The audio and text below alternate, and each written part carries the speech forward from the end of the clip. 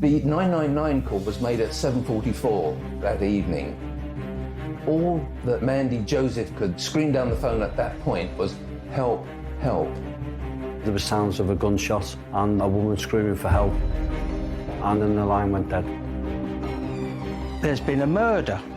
I said, "Well, what do you mean there's been a murder?" He said, "Yeah, they've found 2 women murdered up by the garage. It's got to be them." It's something that is totally unbelievable. To kill them both, it was just devastating. And you just could never, ever imagine something like that happening in Oakcliffe. It was vicious in the extreme. When officers reviewed the CCTV, they identified a vehicle that came down the pathway around the time of the murder, and these are the people responsible for the deaths.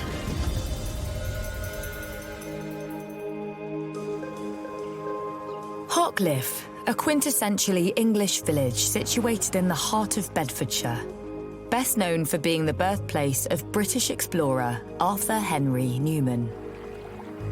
Oakcliffe is a smallish village in mid-Bedfordshire, straddles the A5. It's a quiet village. It's on a route between Dunstable in the south and Milton Keynes in the north. Everyone knows everyone, really, so it's quite a nice little place to live and to stay and to be, really. It's a lovely local community with a pub and a lovely little school. There's not a lot of trouble. It's a good little village. I'd say the community is quite close-knit. A lot of people know a lot of other people, so everyone kind of knows everybody.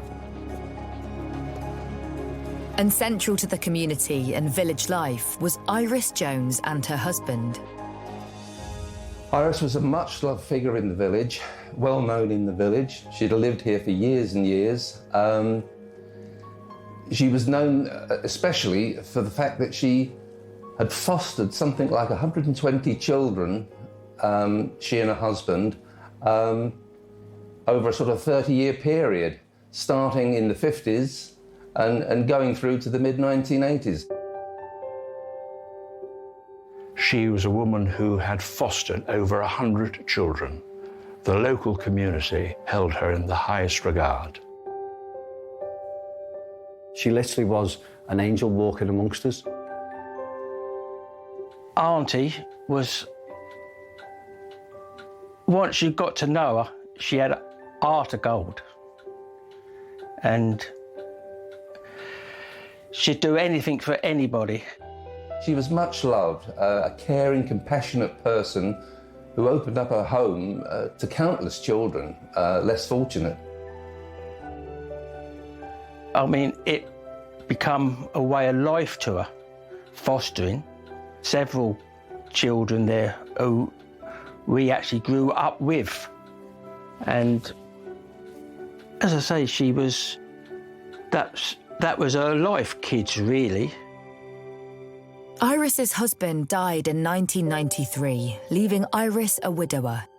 She remained close to her children, including her foster daughter, Mandy, whom she relied on.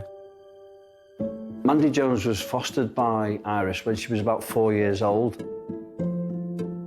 She's had a proper mother-daughter relationship throughout her whole life. Mandy was 34 years old. She was a carer herself. She worked in the care industry. Her whole life was about caring for others. And when Iris's husband died, she moved back in with her foster mother to care for her in her declining health. She was a caring girl. There was nothing she wouldn't do for you. Iris walked with the aid of a frame and walking stick. She had heart problems, she had diabetes, and she had failing eyesight. In later years, as Iris's health declined, Mandy took a much more active role in the care of her foster mother, looking after her, caring for, making sure she had everything she needed.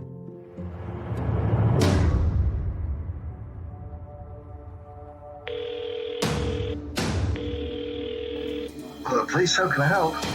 The 999 call was made at 7:44 that evening, and it was made by Mandy Joseph. All that Mandy Joseph could scream down the phone at that point was, "Help, help." Then the line went dead. If a 999 call is cut off or goes dead for whatever reason, the operator will review what they've already heard. In this case, there was a woman screaming for help, so they would then dispatch units to the house. Mandy's screams were not the only disturbing sound the police operator heard. There were sounds of a gunshot, a woman screaming for help, and the control room inspector would then decide on the appropriate level of response because of the high level of risk to both the officers attending and the public. It's a proportionate response to dispatch a firearms team. In this case, it was always going to be a firearms team. The call handlers did try to call back and there was no response, but the police were able to trace where the call had been made from, and that resulted in police being sent to the property, including armed police officers, who forcefully gained entry into the house that evening.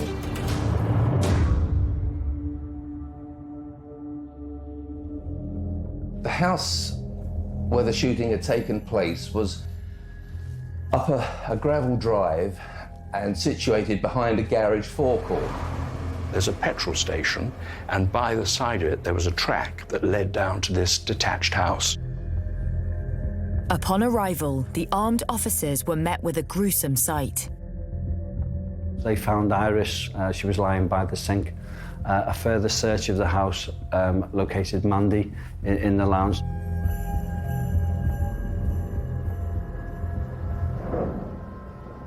The women had been shot. Iris had been shot twice. Mandy had been shot 4 times. Shotgun cartridges were found at the house. So it was clear to the police officers that it was a shotgun killing of both women. Immediately, police get to work preserving the scene.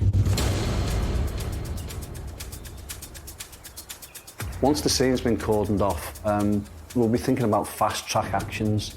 What is it that we can do now to move the investigation on? The house was set back from the road, so was there any CCTV that could be reviewed straight away? What we want to do is try and identify the offenders as soon as possible. We were sitting here watching telly, and all we could hear was sirens and a lot of commotion. And I went out and I could see the helicopter flying over Auntie's house. And I come in and I said, "There's something up," to the wife. And at the time, we had a phone, and I rang up my father and I said, "There's something going on up Auntie's house." And then my father rang me and said, "There's been a murder." And I said, "Well, what do you mean there's been a murder?" He said, "Yeah, they found 2 women murdered up by the garage." And then the bell began to sink in, and I can remember my father saying to me then, "It's got to be them." And that was a shock and a half when we knew it was both of them. Quick assessments of the house revealed that there was no one else on the scene. However, it appeared that some items had gone missing. A DVD was taken, the women's handbags were taken. The motive looked like it was burglary. Was this a burglary gone wrong? It was just devastating, absolutely devastating. And you just could never, ever imagine something like that happening in Ockcliffe. I think everyone talks to everybody, and it would be a very short period of time until everyone knew the situation. I mean, this is a quiet area. People will tell you that. It was quiet then, it's quiet now. To get a double shooting, 2 people dead, in the village. Truly exceptional. And the question on everybody's lips was, who had committed such a heinous murder? In a little village or little villages, things spread quite quick, and people were all concerned because things like that don't happen. It's a nightmare. This was a shocking crime for the village of Hockliffe. Somebody using that amount of force on two helpless women has only one intention, and that is to kill them.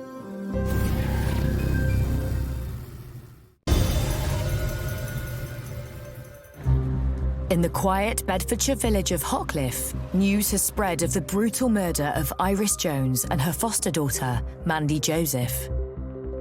This is the house where Iris Jones and her late husband Clifford cared for 120 foster children.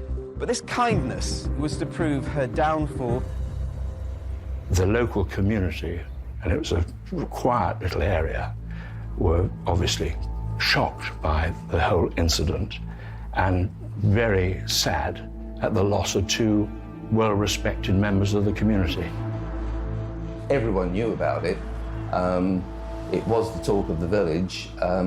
As I moved along the high street, talking to people, everyone was aware of what had happened. Lots of people knew Iris Jones, knew Mandy, and they were just stunned that two pillars of the community, two kind, caring people, should have had their lives ended in such a way. To me, as silly as it sounds, it's a bit like when Lady Di died, all went quiet, you know? And I think that's how it was. There was so many police around and all that lot, but it shocked everyone, really shocked the villages, not just Hockliffe. With fear spreading through the community, police need to quickly establish the circumstances around the murders. Once the scene's been cordoned off, the police will look for any fast-track actions, so anything that can lead them to the identity of suspects or the offenders. And that will include any passive data like CCTV, ANPR, any phone work that can be done. But it will also include speaking to witnesses, the suspects, but also what we call victimology. If you find out how a person lived, you may find out how they died. Post-mortem results reveal that Iris was shot twice and Mandy 4 times, using a shotgun. This is a very brutal murder. The way both Iris and Mandy have been gunned down with a shotgun, it's absolutely, it's top-scale brutal. It was vicious in the extreme. Mandy had been shot in the chest and also in the hand, which shattered the mobile phone she was holding to make the 999 call. So that's why it abruptly ended. Upon realising what was happening, she ran to the phone, dialed 999 and was screaming for help, but the phone was shot out of her hand, and this was confirmed by the pathologist during their post-mortem. With the emergency call cutting out when Mandy was shot, police confirm the time of death as 7:45 p.m.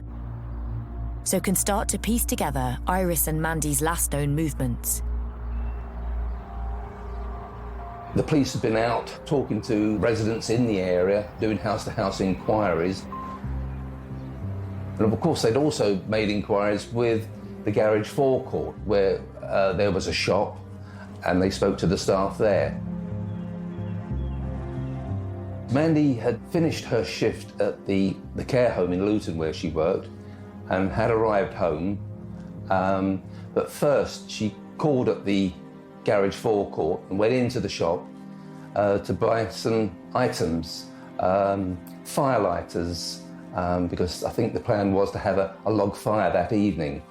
So she brought firelighters, she brought some cigarettes, said hello to the staff before going back up to the house. And inquiries at the garage give police their first breakthrough. That garage forecourt was subject to CCTV, which was handed over to the police. The thing with this investigation is we can time the 999 call. So one of the fast-tracked actions would be to review any CCTV in the area around that time. And an obvious one was the garage forecourt, because you had to drive past that or through it to get to Iris's house. When officers reviewed the CCTV, they identified a vehicle that came down the pathway and back out onto the A6 around the time of the murder.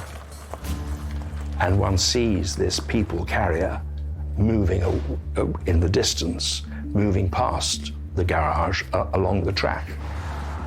And it was at a time which was about 10 minutes after a 999 call had been made from the house. And that's what led the police to go to find and identify who was driving the vehicle and so on. Once we have the registration number of the vehicle, it was flagged on the police national computer to be stopped and checked and reported back to Bedfordshire, because they may be witnesses to the offence, they also may be the offenders. So it's imperative that we find them as soon as possible, because we can put them in the area of the murder at the time it happened.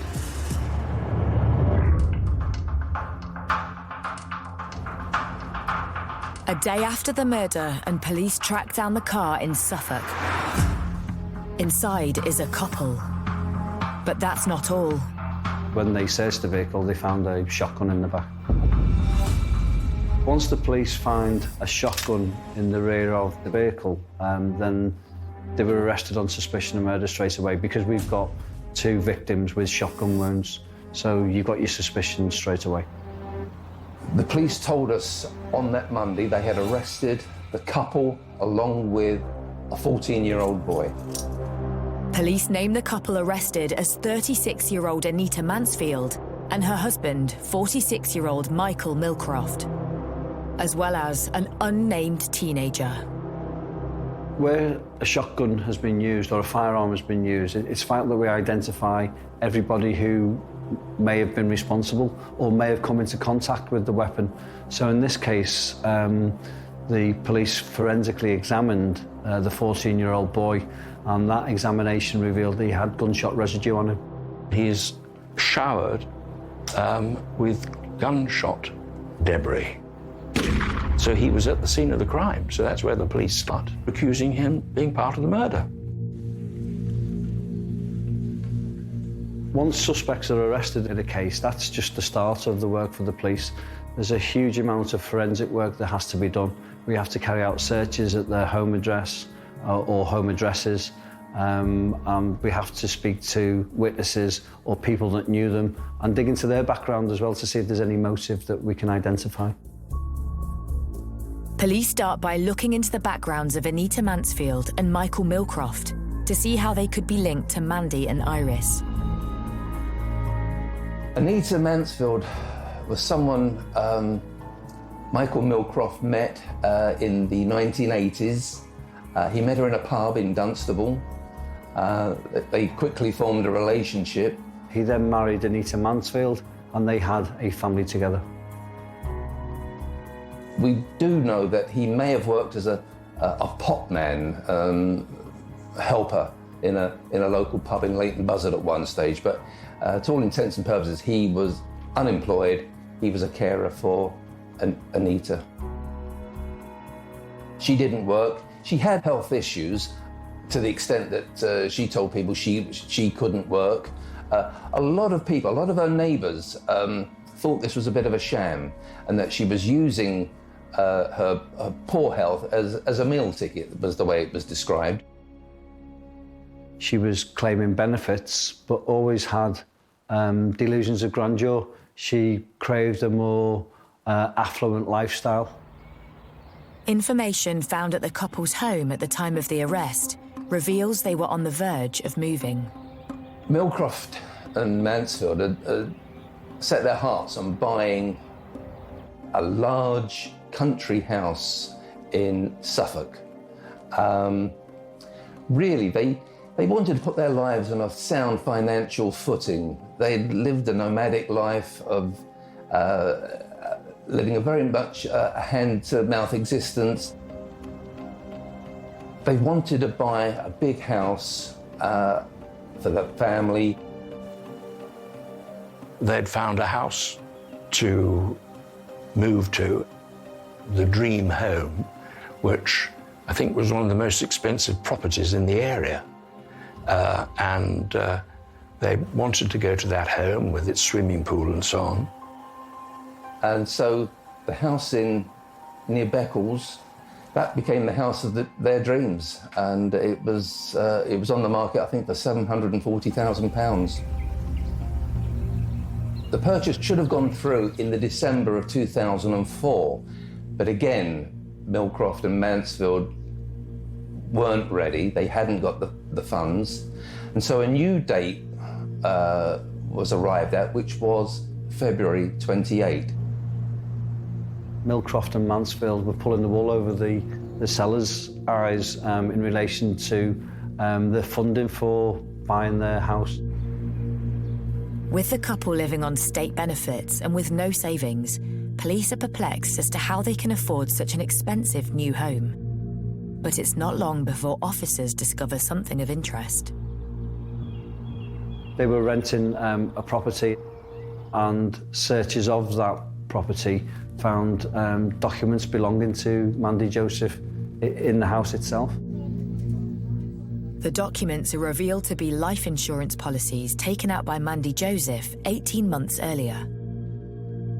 She took out two with different companies. One was Norwich Union and one was Zurich Insurance. Further investigations reveal that in the event of Mandy's death, her beneficiary named in the policies would receive a staggering £800,000. And this beneficiary was named as Anita Oakfield Bennett, also known as Anita Mansfield. Suddenly, police believe they have a motive for murder. For the insurance companies to pay out, Mandy Joseph had to die.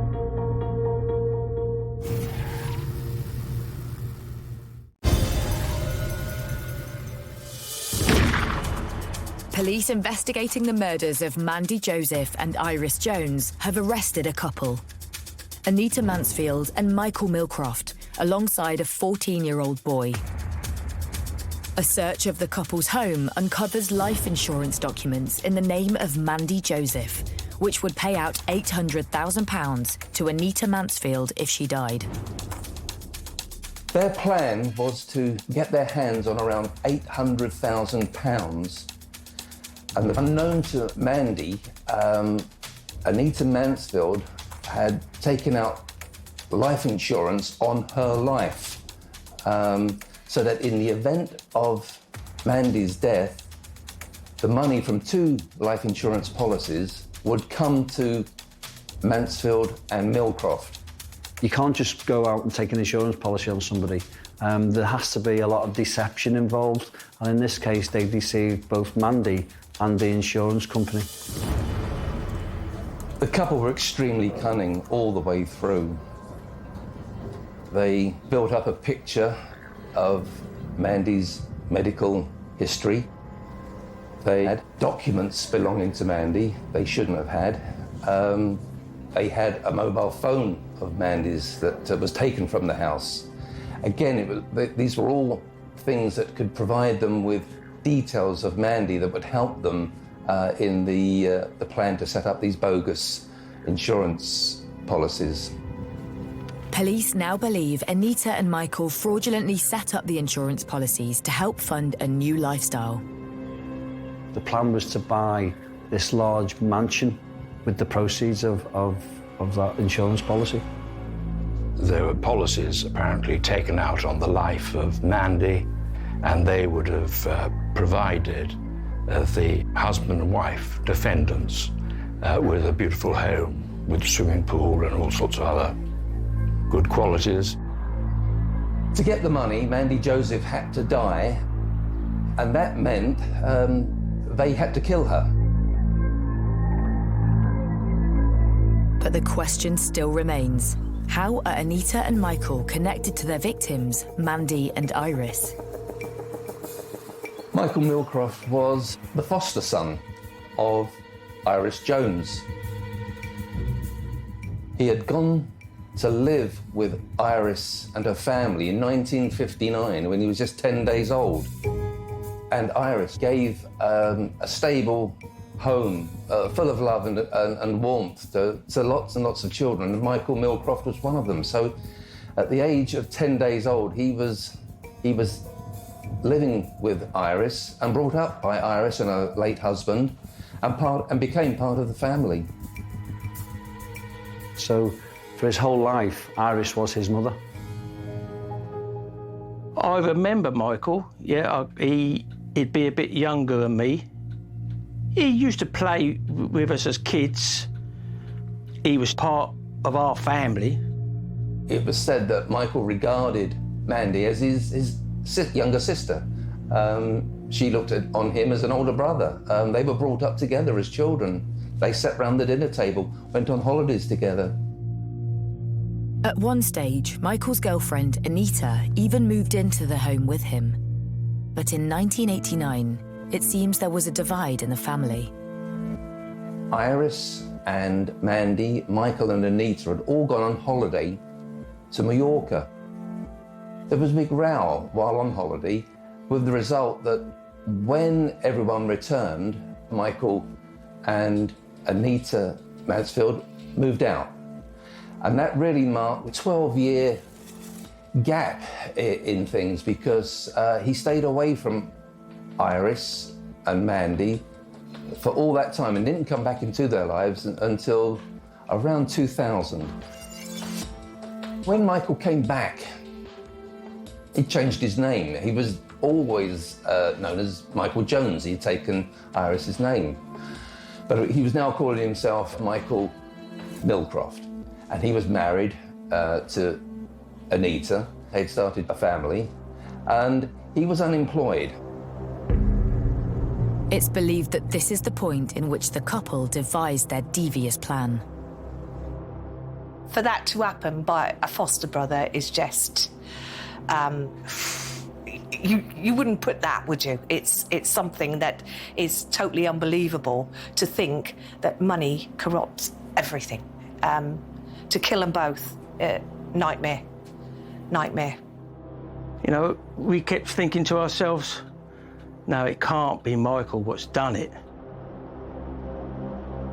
With news sinking in that Iris's own foster son could be behind her murder, forensic evidence comes in. We have the forensic evidence, DNA on the triggers of the shotgun, victim's blood on the shotgun, as well as Mansfield's DNA.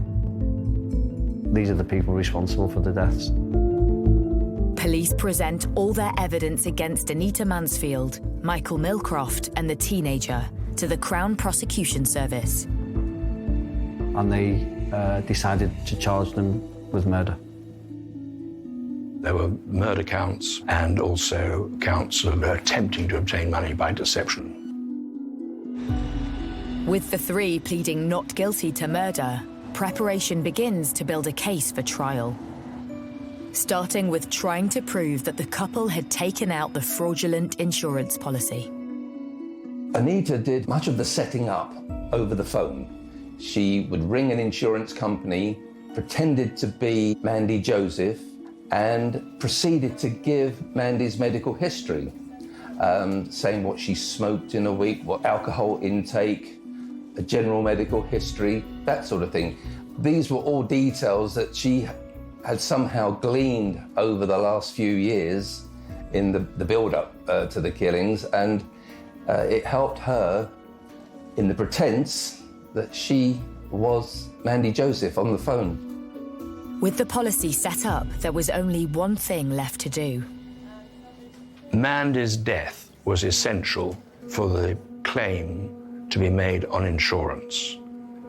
It was erasing certainty that Iris would be in the cottage, because at that time she was housebound. So they both had to be killed if they were going to succeed in getting the insurance money. It's hard to believe that anybody thought they could get away with it. I mean, to us, you've got to be a little bit sick in the head to think that you can get away with something like that to start off with. With the trial looming, defence barristers are appointed for the 3 defendants. I've done many murder trials, either prosecuting or defending. The first I knew about this case was I was instructed in the autumn of 2005, and because the police and the CPS had chosen to charge the boy with being a murderer, he went into custody. So he's remanded in custody, and he goes to a small specialist unit where I visited him. But there was one piece of information which hadn't yet been revealed about the 14-year-old boy. He was their son. And I think potentially the most evil part of the case was that the parents thought they could blame their son and get away with it.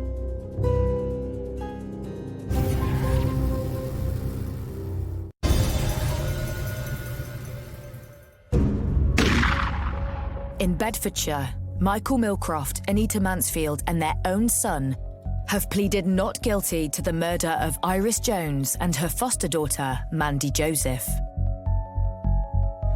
The trial begins at Luton Crown Court.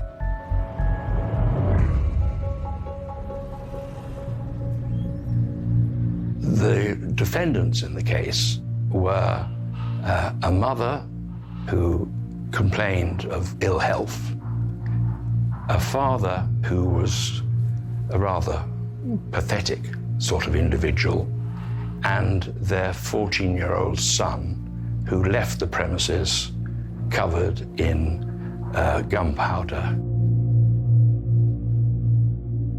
What was revealed in court was the lengths that they went to plan this murder.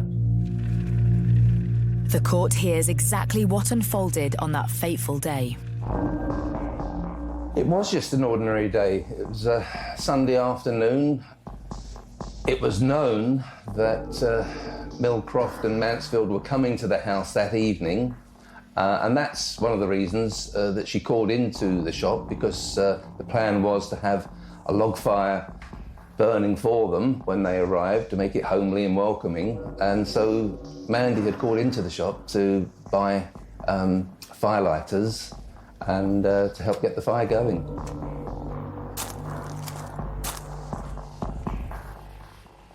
Iris, he was waiting for him in the kitchen, having made a cup of tea and got a log fire roaring. The first shot would have been delivered to the foster mother. She goes down on the ground in the kitchen.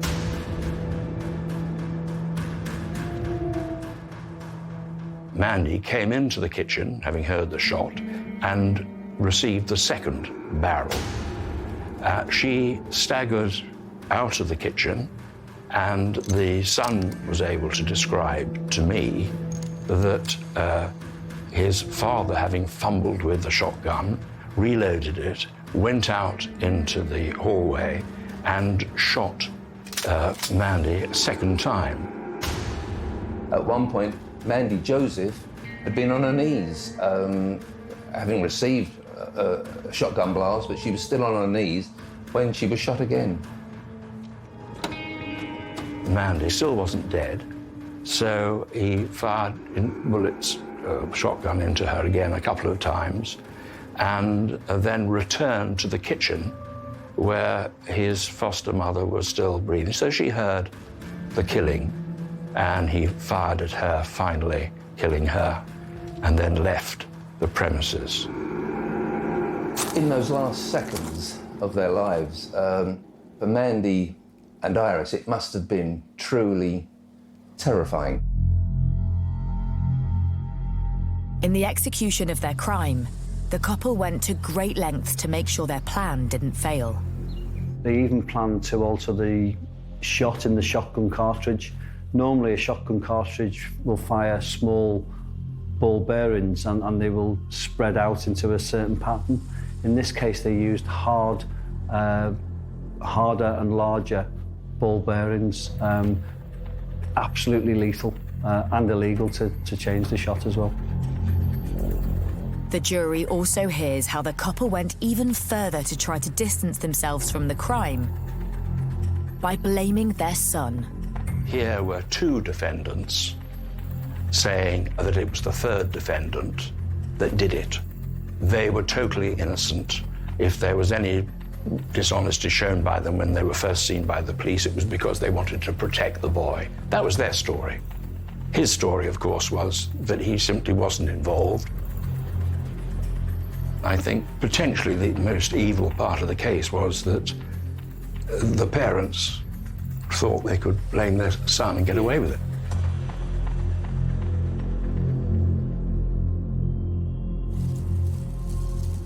I relied upon the 14-year-old boy, he was then 15 when I represented him, relied on his recollection.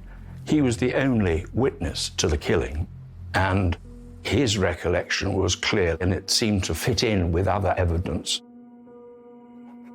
The young boy was able to tell the police that he was aware that Millcroft and Mansfield had been planning the deaths of the women for some time, and that various ways of killing them had been discussed and thought about.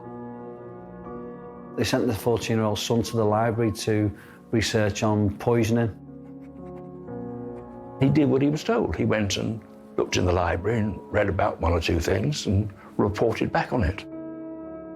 Researching not just an insurance scam followed by a shooting, but other methods that how Mandy should be killed, including looking into poisoning her, looking into electrocuting her, looking into masonry, heavy masonry falling onto her, or that she would be the victim of a mugging gone wrong.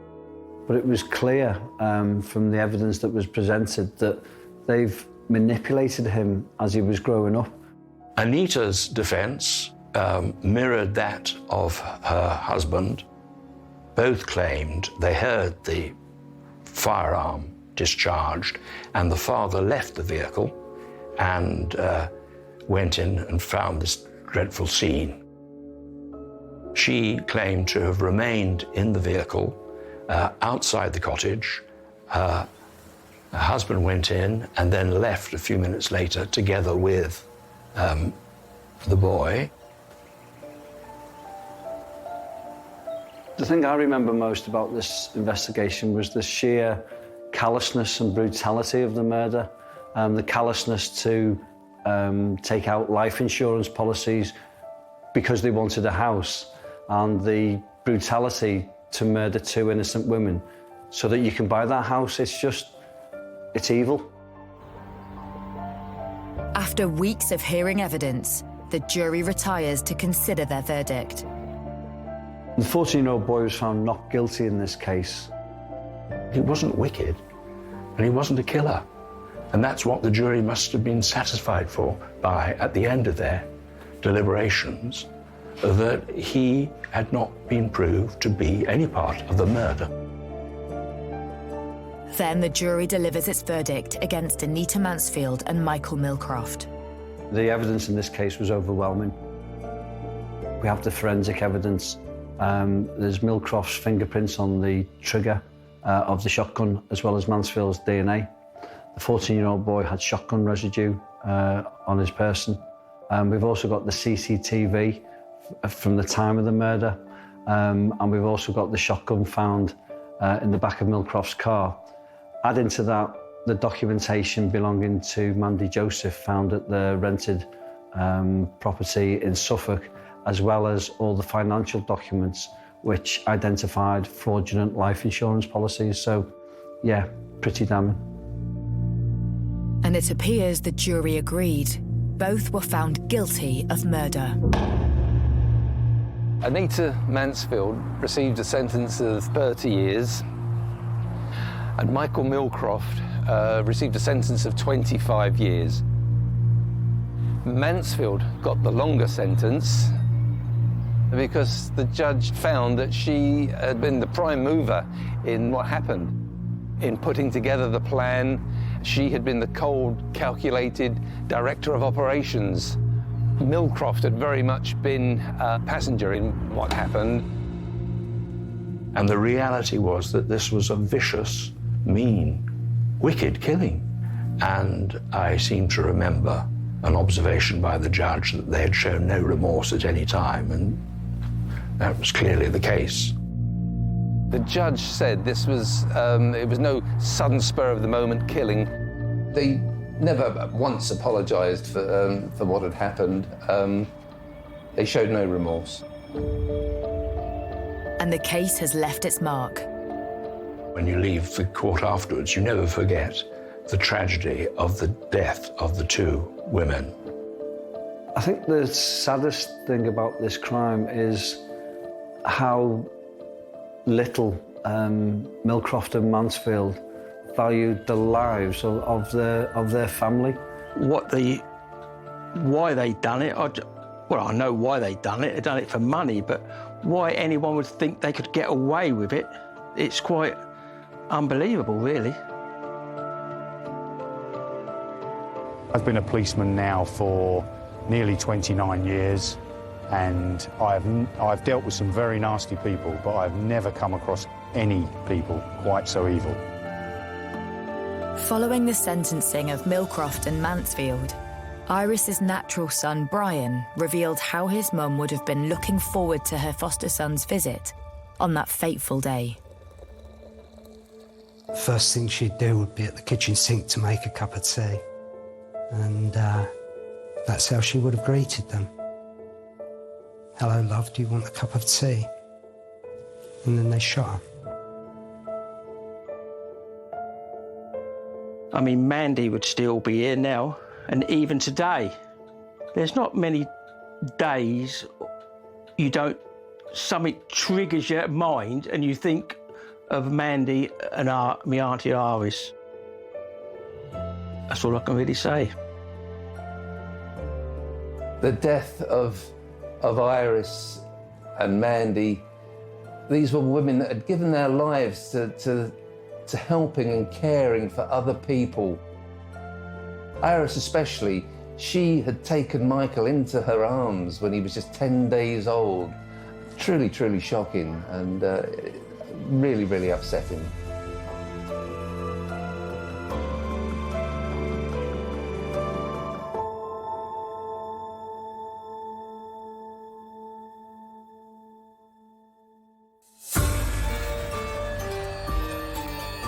Experience the power of science to crack a crime. Forensics: Catching the Killer is new Friday at 9 on Sky Mix.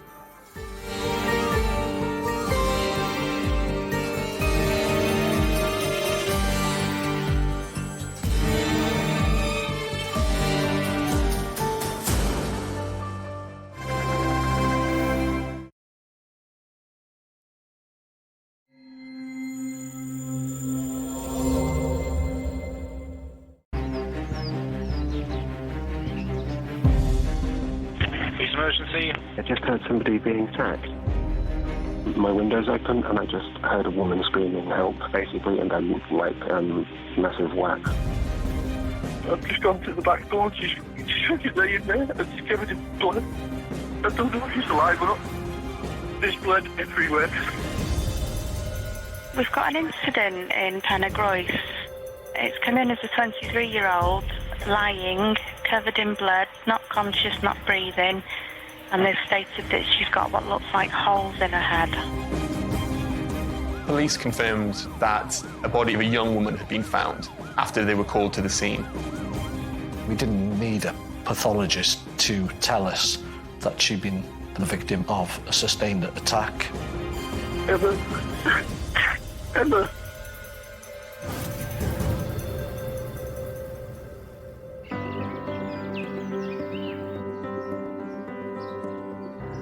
Built in the valleys of northern Wales lies the picturesque village of Penygroes. Penygroes is an 88% Welsh-speaking village, and it's only got a population of about 1,800, so it's quite small. There's a couple of pubs there, there's a few sort of local amenities. Everyone really knows each other, and everyone is quite friendly with each other. It's not a particularly affluent area, and I think that drives people closer together. It's because it has been through hardship. People will chat to their neighbours in the street, and they'll be friendly with one another because they have that sense of almost camaraderie and sort of common spirit. In it together, definitely. In the middle of the village lived aspiring equestrian Emma Baum. She was funny, she was always laughing, she was happy, she was kind, she'd do anything for anyone. She was always there for me, I was always there for her. If I broke up with somebody, she'd come over and spend a bit of time with me. We'd watch series after series after series, eat junk rubbish, just make each other laugh.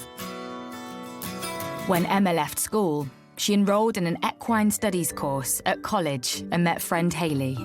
She's just very bubbly. She's never like a down person or anything like that.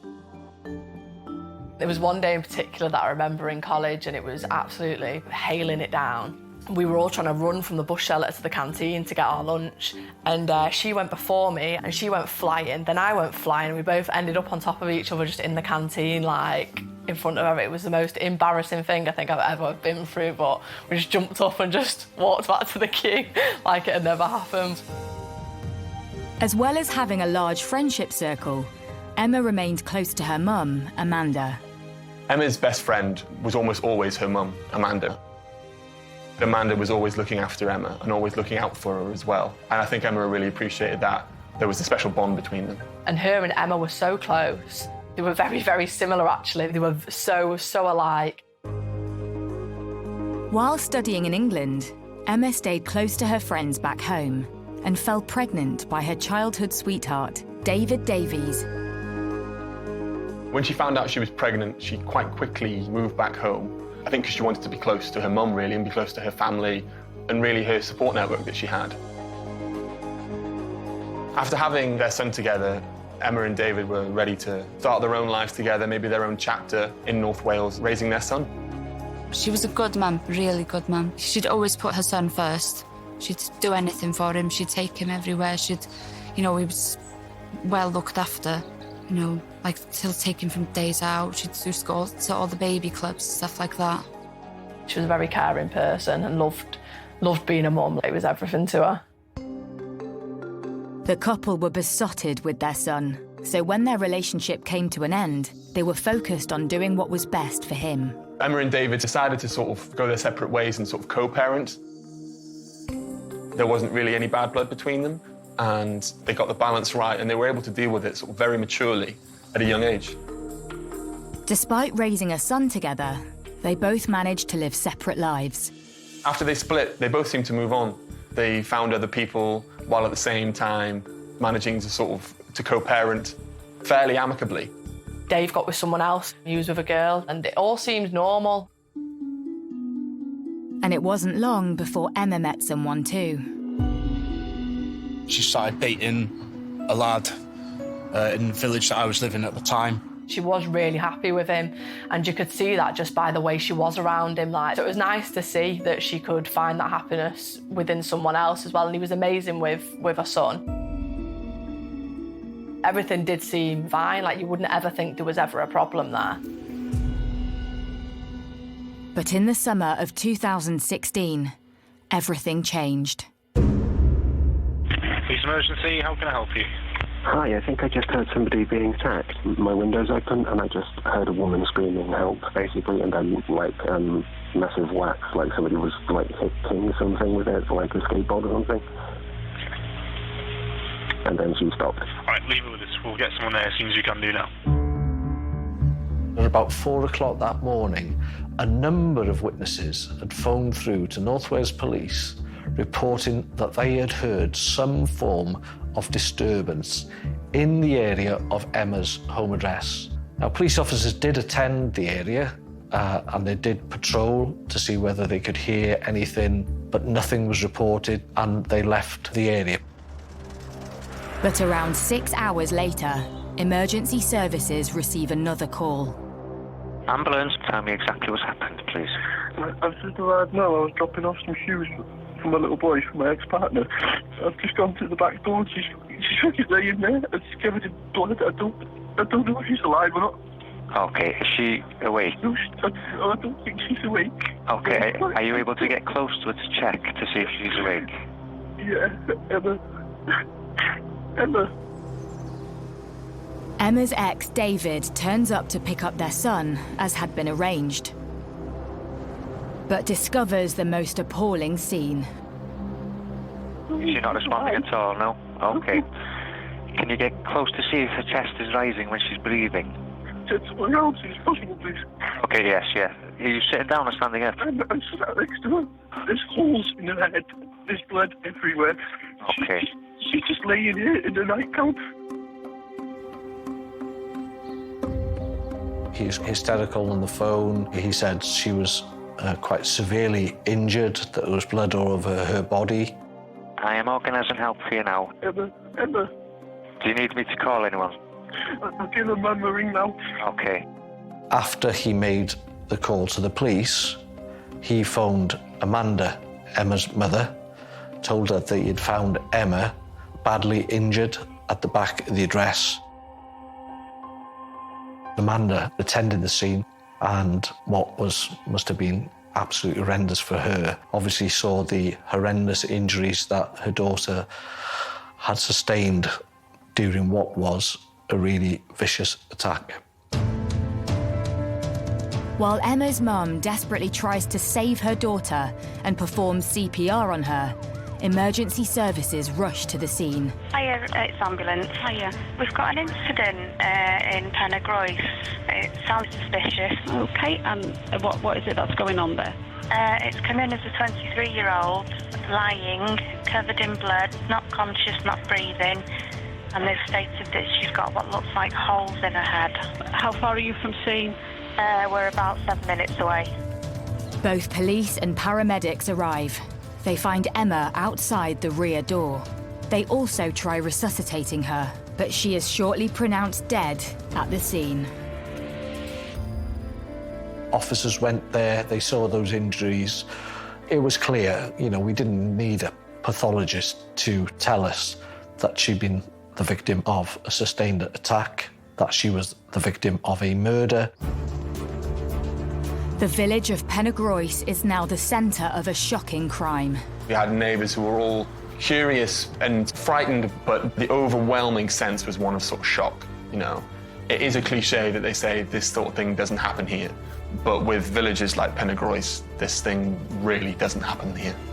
But who would have committed this most atrocious of crimes? Who would want to harm this popular young mum? I was obviously in a lot of shock as well. I couldn't quite believe what had happened.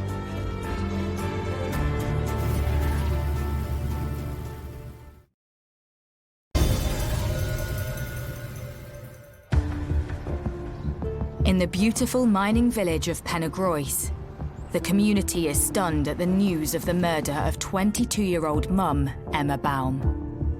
Her ex, David, had gone round, as they'd agreed, at about sort of 10:30 to pick up their son. He'd gone to the address that morning with some clothes for the young child, and he found the dead body of his ex-girlfriend outside the rear door of the address. Immediately, a murder investigation is launched. So the police officers made key decisions about preserving the scene, around making a cordon that was large enough to ensure that you captured all the evidence, not only within the property, but on the outside of the property towards the rear of where Emma Baum's house was. You only get one go at recovering evidence from a body, and one that is already compromised. There will be a lot of discussion about what should be sampled at the scene, what should be done at the scene, what is going to be compromised by another action. So there will be a lot of effort going into preserving as much evidence as possible. News of the shocking crime spreads. I got back and then my whole street was all taped up and locked down. I wasn't allowed to go in there. I was phoning Emma flat out and her phone was still ringing, so I thought, it's not her, she's okay. And then, they wouldn't let me in, so I found a way round. And then I could see her mum and everything in the back of the house and I knew it was her. it didn't feel real.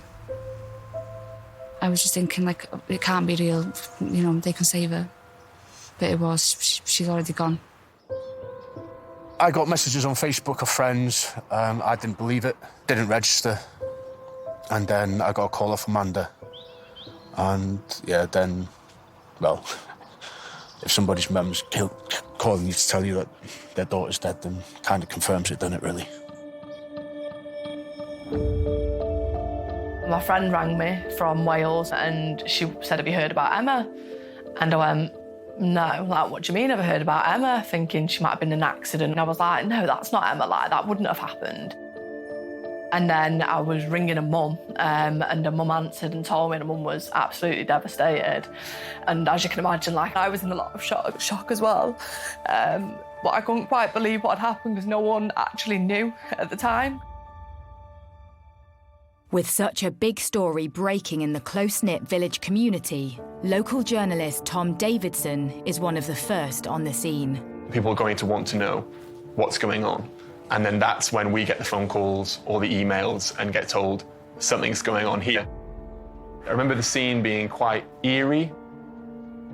It just didn't look right. It almost looked incongruous to see that many police there in sort of what is a sort of stereotypical Welsh, sort of North Wales village, really.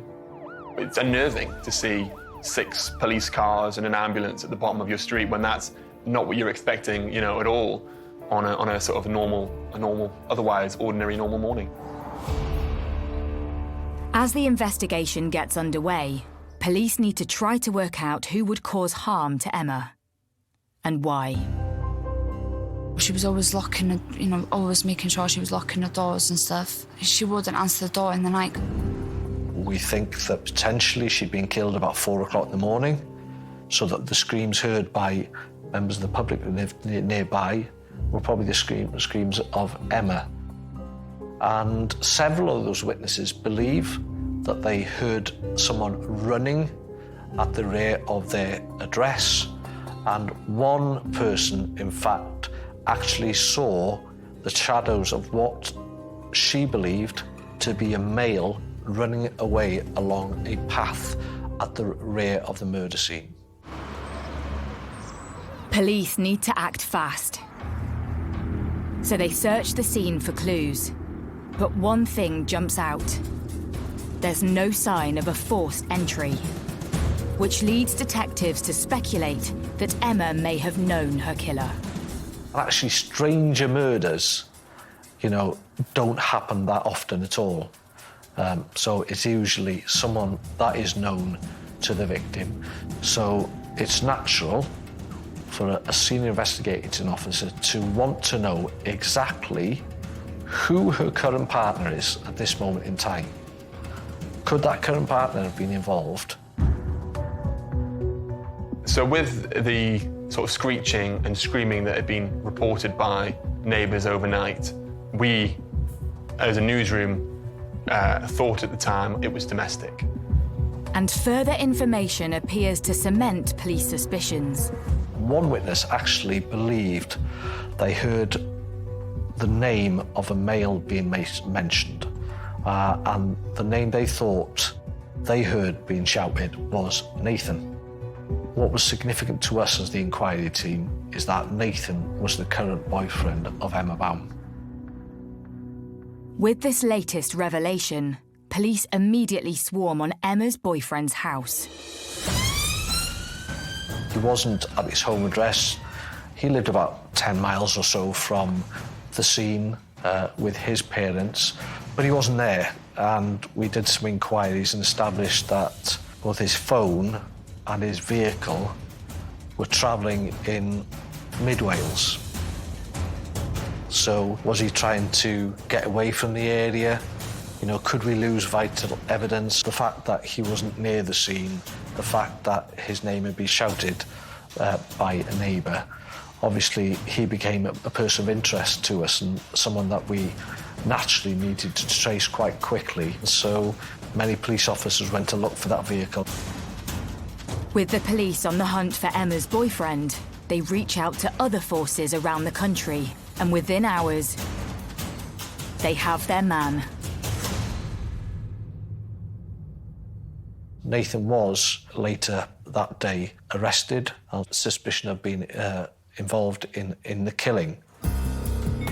So we heard about an arrest fairly quickly afterwards. I think it was that day. And the police then they strain to say that it's an isolated incident. And as journalists, they might say, we're not looking for anyone else in connection, which means they think they got their guy. Gobsmacked, absolutely gobsmacked. And I thought, there's no way it'll be Nathan, like not a chance, like at all. You know, he was too much of a nice guy to be able to do something like that. With Emma's boyfriend now in police custody, the clock is ticking to establish exactly what he was doing at the time of her murder. He said, I wasn't in North Wales at the time in question. I travelled to Builthwells to the Royal Welsh Show, which happens every July here in Wales, and I got there on the Sunday afternoon. I remained there and I spent the evening with a number of friends and associates. We sought the assistance of the police in Dyfed-Powys, which is where the Royal Welsh Show takes place, and they took statements of numerous witnesses, all of which confirmed that he had spent the night in Builthwells. So effectively, Nathan had an alibi and was released from custody without charge. With Emma's boyfriend ruled out of the investigation, police need to dig deeper into her life and turn to her distraught ex, David, who is a key witness having discovered her body. Can he help police piece together the days leading up to her death? David said that he'd spent the previous evening at his girlfriend's address in Trevor. He said that his girlfriend went to bed earlier than he did, that he'd remained at the address throughout the evening. David tells detectives he received a text message that night from Emma, asking if he could bring their son's shoes to the address the following day. David said that he had retired to bed about 4 o'clock in the morning, that he had got up between 5 and 6 because he couldn't sleep, and he travelled with his girlfriend to a beach where they took the dog for a walk before subsequently returning back to their address. And then at about 10 o'clock, he sent a message to Emma's phone to say that he would be travelling very shortly over to her address. And indeed, we know that he attended the address just after 10:30 to find her body. Emma.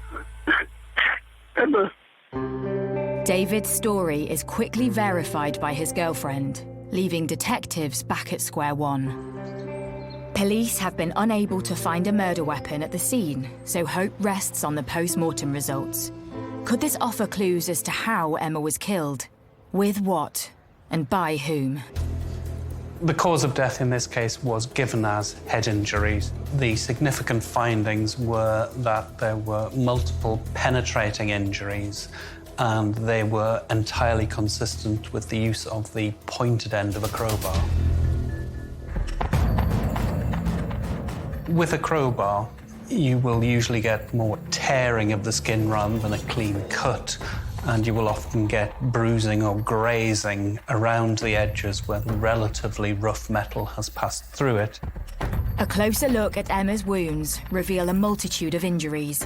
We would later discover that she had around about 20 head wounds. This is not just a simple accident or a simple momentary action.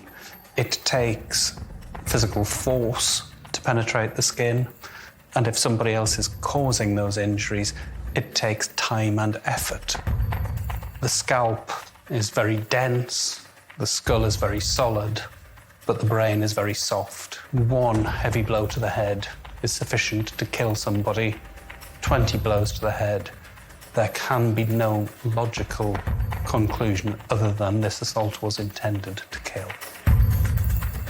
I was like in shock. It wasn't like an irrational, oh my God, I've done it once and I've stopped. It was an accident. Like, it was a lot. Like, do you know what I mean? Like, and in one, like a very directed personal kind of area as such, which was even more like, it just made me feel sick. With no motive or suspect in custody, and the post-mortem suggesting this was a sustained attack with the sole intention of killing the victim, fear begins to spread across the local community. People will fear the worst, and that's only natural. I suppose the thing they're fearing the most is that it isn't an isolated incident, because that's just human nature to think maybe there is something worse going on. They haven't caught the person who's done this, and you don't know, because at that stage, no one knows. But on the 19th of July 2016, just one day after Emma's murder, things take a dramatic turn. 2 more people are arrested. We want to find out, who have they arrested? Who is it who was a killer in our midst?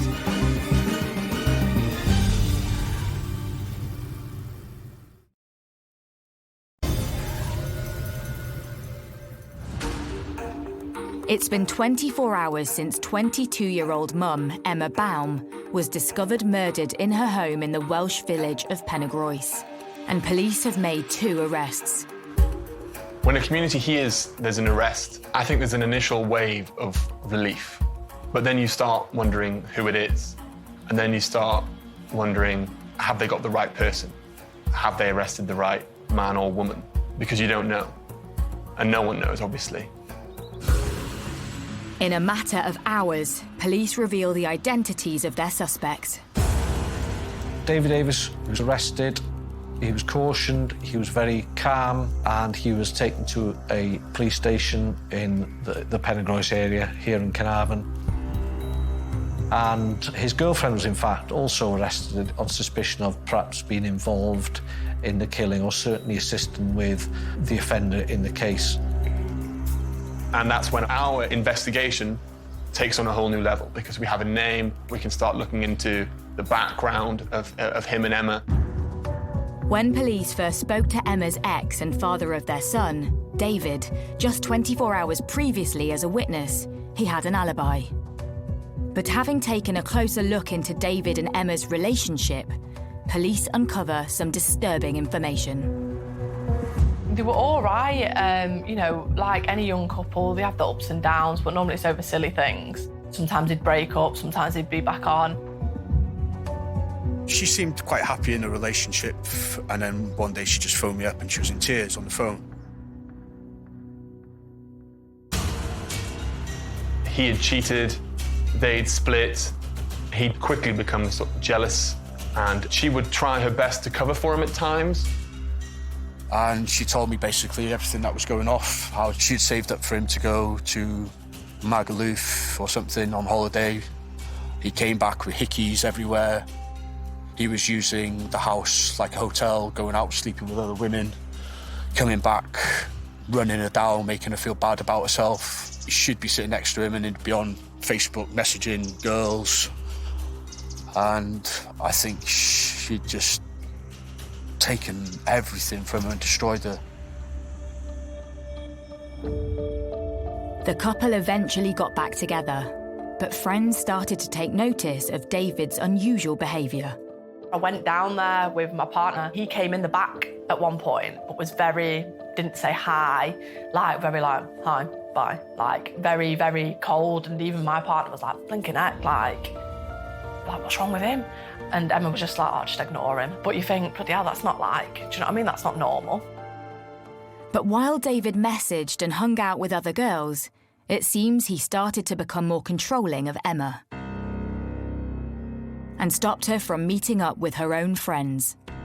She told me that due to her being a mother and Dave being the way he was, that we couldn't be friends anymore. We couldn't communicate, we couldn't spend time together, we couldn't talk to each other because of his jealousy of how close we were. Being away from friends took its toll on Emma. I'd seen her putting on weight. I'd seen her not putting on makeup. I'd seen her pretty much chain smoking. She was a shadow of herself. She was destroyed as a person. It was quite upsetting to see, obviously, somebody you care about and somebody you love greatly as a friend deteriorate in such a way. The couple split up for good in January 2016 and agreed to share custody of their son.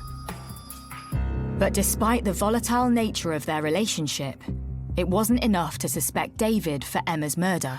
So what had led to his arrest? He said there must have been some mistake. It couldn't possibly be the case. He was interviewed and he stuck to the exact story that he'd provided the inquiries where he was treated as a witness. David tells police that he was at his home in the village of Trevor around the time Emma was murdered. He was at home playing on his Xbox and that he went to bed at about 4 o'clock before telling us he'd gone for a walk with a dog, before subsequently returning back to their address. And then at about 10 o'clock, he sent a message to Emma's phone to say that he would be travelling very shortly over to her address.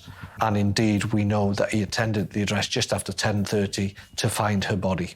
I've just arrived now. I was dropping off some shoes for my little boy, for my ex-partner. I've just gone to the back door and she's fucking laying there and she's covered in blood. I don't know if she's alive or not. Emma, there's holes in her head. There's blood everywhere. But police now had concerns about the true nature of David's relationship with Emma and decide to take a closer look at his movements on the morning she was murdered. And what they find is a game changer. We also subsequently conducted telephony inquiries to establish where was David's phone during that night. Was it consistent with him being in Trevor? Or was it consistent with him being anywhere else? And what it found was that his phone, whilst in Trevor at about 2 o'clock in the morning, subsequently moved. His phone moved to the village of Penygroes. And his phone could not have been in Trevor at the time when Emma Bown was killed. How is it that your mobile phone was in the village of Penygroes during the early hours of the morning at the relevant time when the murder took place? Now, that completely changed the shape of our investigation.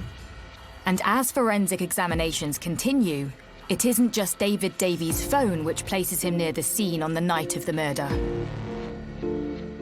So as part of the inquiries, one thing we wanted to establish is whether there was a Wi-Fi router within the address of Emma Bown, because we wanted to find out exactly whose phone had connected to that router on the night of the murder. So we got a specialist team in to examine that router.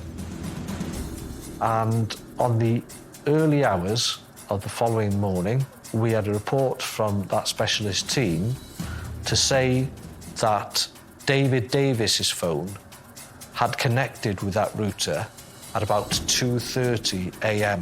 that morning. Not only did the phone move, but his phone got so close a proximity to Emma's home address is that it connected with the router. With officers now convinced David Davies had left his home on the night of Emma's murder, they start to look for more proof. We'd had inquiry team officers conducting inquiries in Trevor, looking for CCTV, potentially close to his home address. And what that inquiry led us to was a nearby bus depot. They disclosed they had CCTV. We reviewed that CCTV, and actually it showed the movements of a small black hatchback car leaving the area of his home address at about 2 o'clock that morning, travelling out the village of Trevor in the general direction of Penygroes. Shortly after the car is captured on CCTV, a resident in Penygroes calls 999. I heard a woman screaming help, basically, and then massive whacks, like somebody was hitting something with it, like a skateboard or something. And then she stopped. A few minutes later, the same car is captured again on CCTV, which matches the one driven by David Davies. The murder had taken place, and CCTV picked that car up, travelling back on 2 separate cameras back to their home address in Trevor, arriving back at the home address at about 4:30 a.m. Police appear to have their man, and David is confronted with the mountain of evidence stacking up against him. He said he didn't want to make any further disclosure in his interviews and went no comment to all further questions put to him. I'd made the decision that David Davis was to be charged on suspicion of killing Emma Baum. Charges against David's girlfriend for assisting an offender are dropped. So what may have driven David to murder Emma?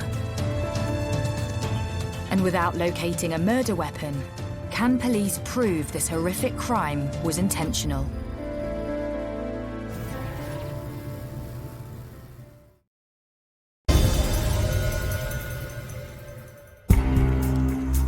"24-year-old David Davies has been charged with the murder of his ex-partner Emma Baum in her home in the village of Penygroes. Police still need to build their case against him. A post-mortem reveals Emma was killed with a crowbar, but as yet, police have not found the murder weapon and need to prove David went to Emma's house that night intending to kill her. We need to prove that there was intent to kill or cause serious harm.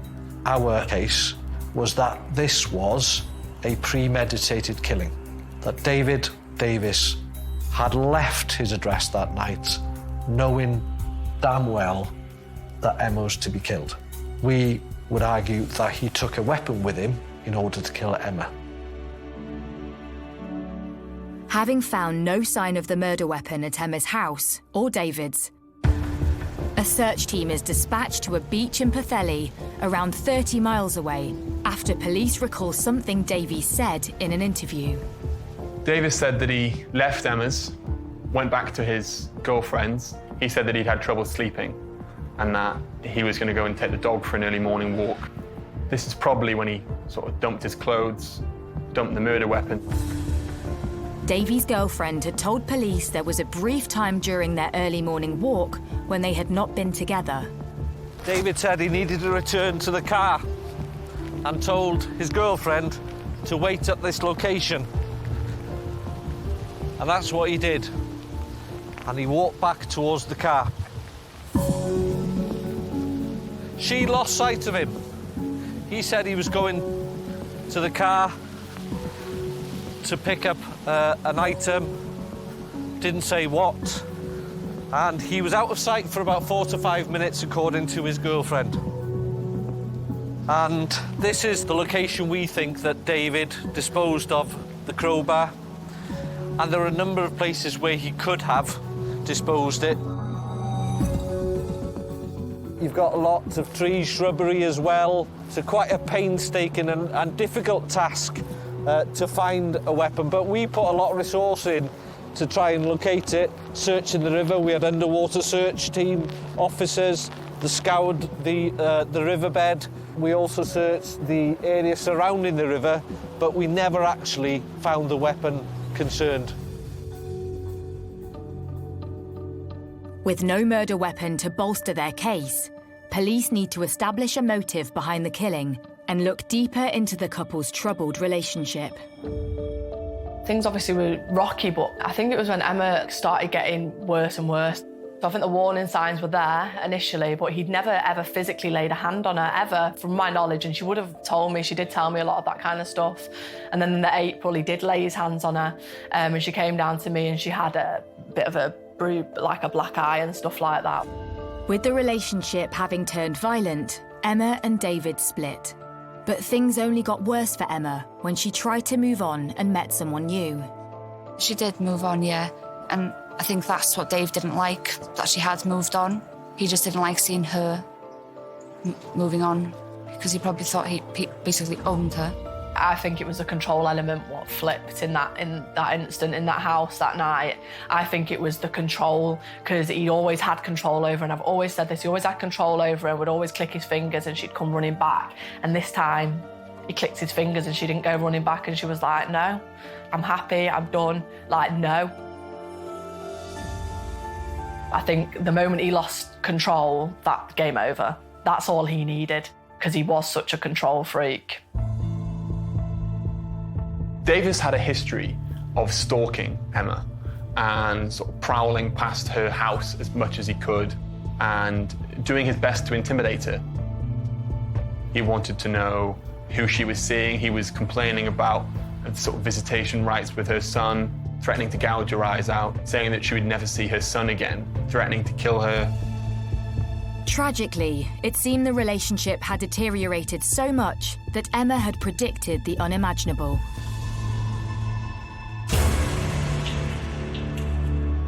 She told me that she was getting death threats. So the first thing I said, well, have you been to the police? And she went, yes, I've been to the police.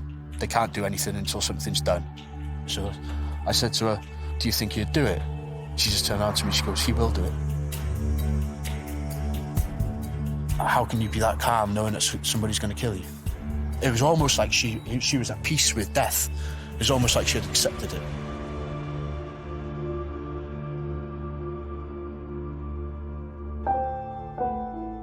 So I turned around to her, I said, I'll go round to him and I'll stamp up and down on him for a couple of hours. And I said, I'll make sure that he never goes anywhere near you again. And her response to that was, no. If you go anywhere near him, there's a chance, because of the size of you, you'll kill him. So then we just hugged for about half an hour, told each other how much we loved each other, and that was the last time I seen her. It was the last time anyone would see Emma Baum. Despite what appears to be overwhelming evidence against him, David Davies was denying first-degree murder. When he appears at Mould Crown Court, there is a surprising twist. He confesses to murder, but denies a premeditated attack. Davis's account of what happened that night was that he was driving past Emma's house and saw the light on and decided to go in and investigate. According to Davis, they had a sort of conversation that quickly became heated. He claimed that she hit him. He claimed that they had basically fought and he had reached for this murder weapon, this crowbar, and then blacked out. That he had no memory of what happened next until, apparently, discovering her body the next morning. He said, I didn't take the weapon with me. That weapon was actually at the back door of Emma's address because I'd used it to take down a shed at the rear of her address and left it there. So it just happened to be there. The court hears the full horror of what happened at Emma's house on 18th July 2016. David Davis had left the home address, had travelled directly to Emma's address.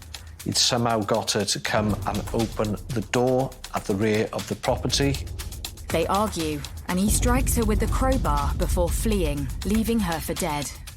He'd returned to the address, told his girlfriend that he'd been playing the Xbox and started to come up with an alibi about his movements. Davies returns to Emma's house just after 10:30 a.m. the next morning, nearly 7 hours later. But what is truly shocking is he left the scene knowing his 2-year-old son was alone sleeping upstairs. His mother's dead body in the garden.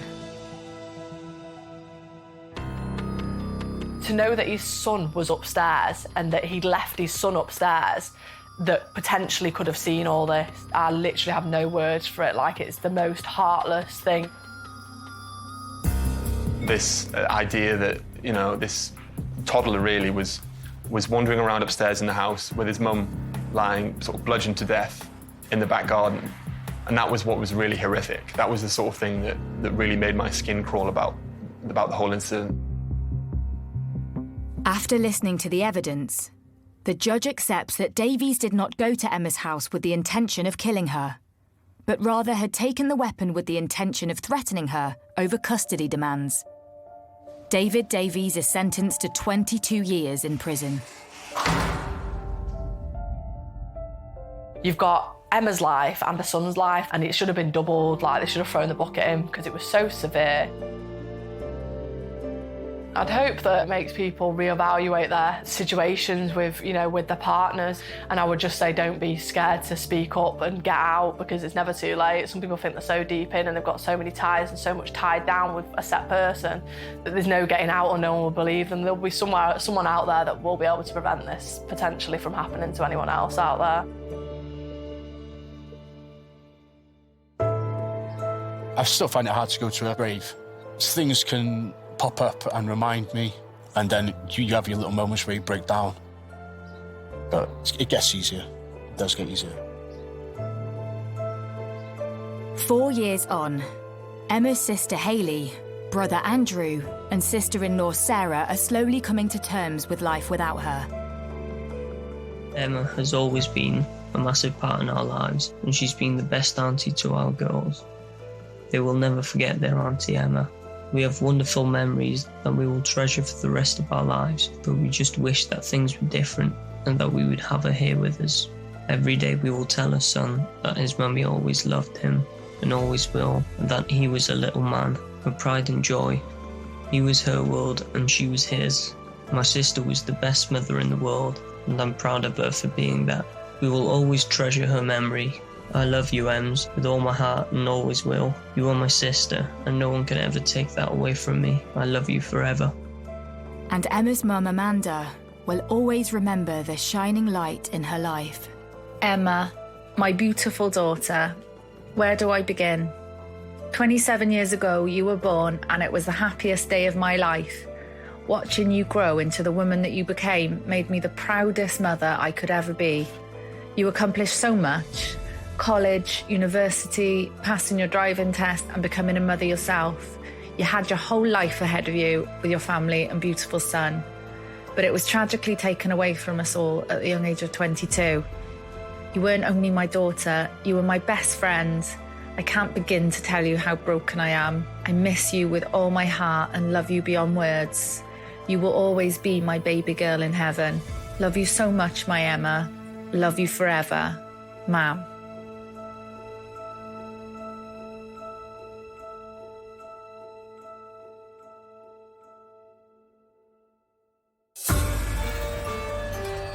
Each shift is a challenge, but the team deal with it brilliantly. The Force North East is Saturday at 10 on Sky Mix.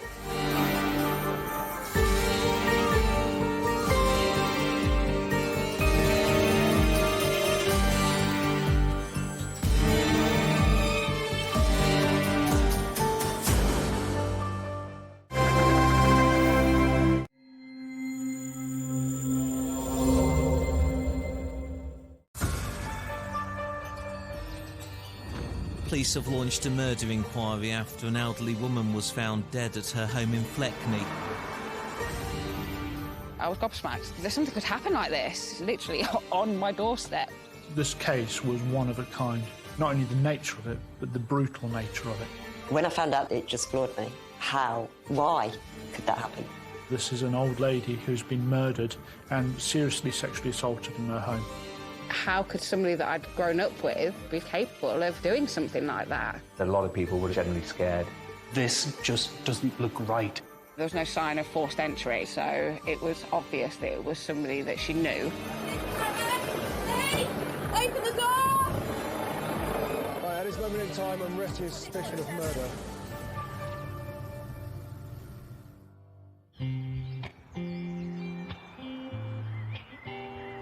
7 miles south of Leicester, in the heart of the English countryside, lies the quaint village of Fleckney. Fleckney is a quiet village. It's very close now. It's like it has its own little bubble. People are very, very close. Everybody knows everybody. Most people are related in Fleckney. Beautiful rural settings, friendly people, local community is fantastic. But yeah, lovely, lovely place to live and grow up in. It's not the sort of place where a lot of crime happens. I'd been to Fleckney a few times. That had nothing to do with crime. I'd been there to judge a talent contest. I think it was called Fleckney's Got Talent. The people who live in Fleckney are generally well-to-do. It's quite a low-crime area. There are retiring people there. There's some retirement bungalows around there. There's not a lot of throughfare. The people who are in Fleckney are generally the people who live there rather than the people who visit there. And it was this perfect, idyllic village that 72-year-old Jane Hings chose to retire to. Jane was an only child, and her mum and dad sadly passed away years before, which left her on her own with no immediate family around.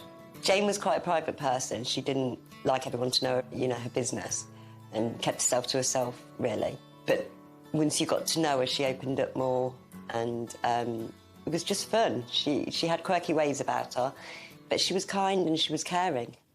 Everybody in Fleckney knew Jane. She relied on people to give her a lift to the hairdressers, to the shops, things like that. She was inoffensive in every way. People didn't have bad things to say about her. And in her life beforehand, she worked hard. Jane took pride in her appearance. She'd always, regular having her hair done every few weeks, and she'd always sort of make sure she was nicely dressed and put on a bit of makeup, so she'd still try and make the effort to look nice.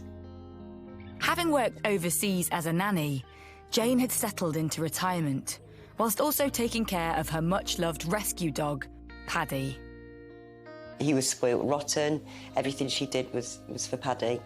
You'd go in, there'd be dog treats stacked up to the ceiling. We'd lie on a bed at night and cuddle up with her. Whilst Jane used friends and neighbours to help walk Paddy, in the summer of 2017, an accident meant she needed a lot more care. Goodbye.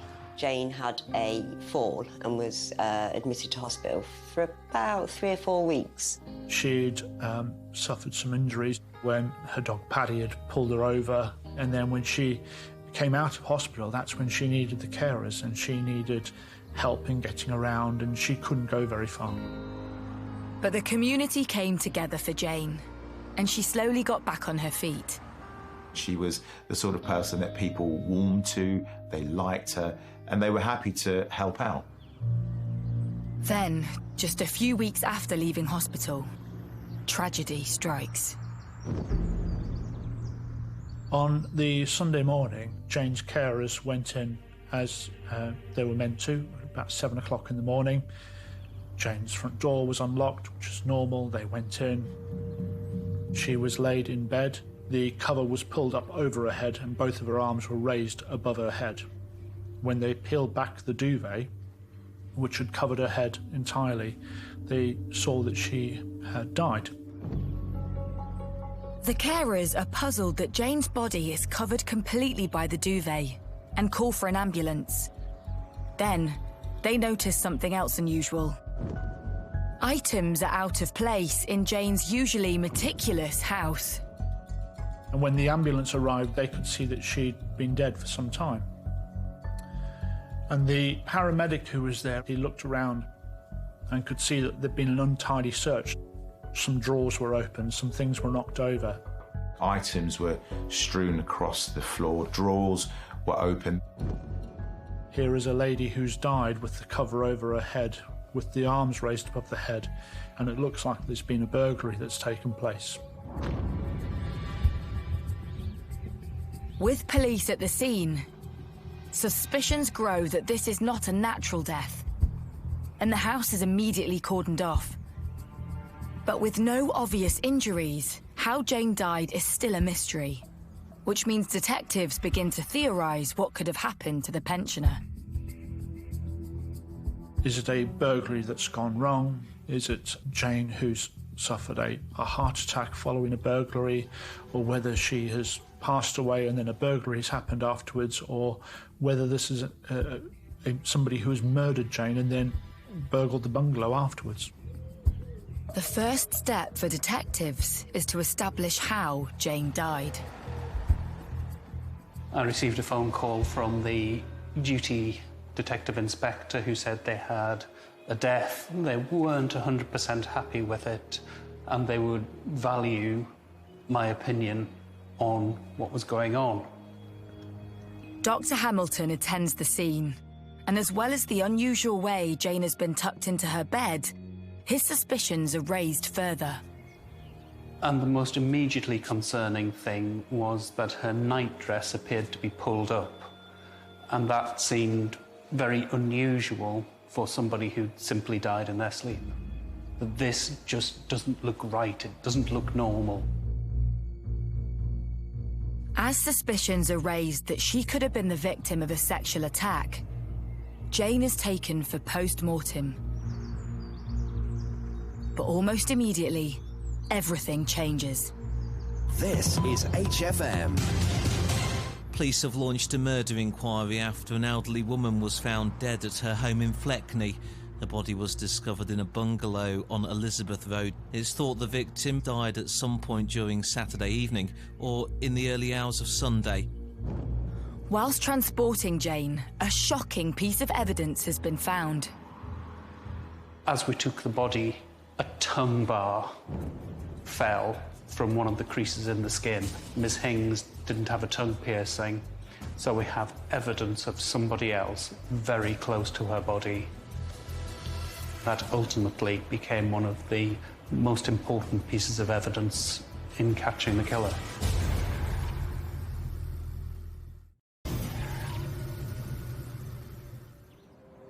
On a quiet Sunday morning in the village of Fleckney in Leicestershire, residents are waking up to disturbing news of a possible murder on their doorstep.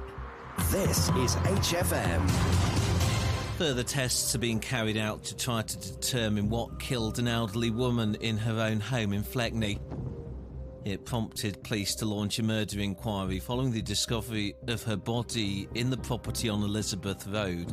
There were signs of a disturbance in her bungalow, which has led officers to believe she may have been the victim of a burglary.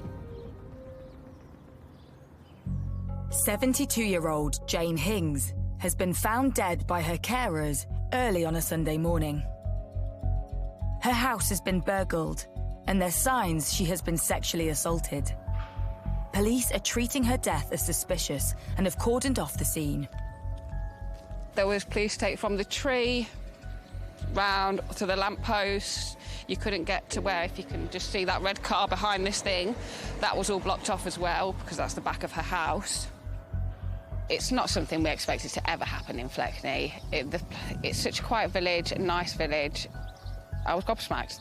There's something could happen like this, you know what I mean, on my doorstep, literally on my doorstep. And for people that I knew. It's a place where you can leave your doors and windows open. Everybody knows everybody. But, you know, this sent shockwaves through the community. And I think that a lot of people would have felt generally scared. With the village inundated with police vehicles, Jane's loved ones are also confronted with the news of her death. I'd arranged to go over to Jane's on the Sunday morning to take Paddy for a walk. And as usual, I was running late and I'd had no phone call, which was really strange. And then I pulled into the place where she lived and just saw loads of police cars, police vans, forensics, and yeah, that's when I found out. So I last spoke to Jane the night before. I was supposed to go and see her that day. I'd been on holiday, so I hadn't seen her for a couple of weeks. And we were on the phone for about an hour. I miss Jane. I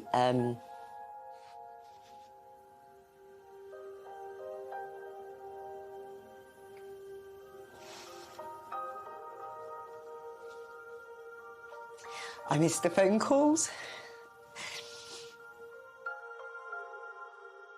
There was so much she could have talked about her life, and I didn't get to hear any of it.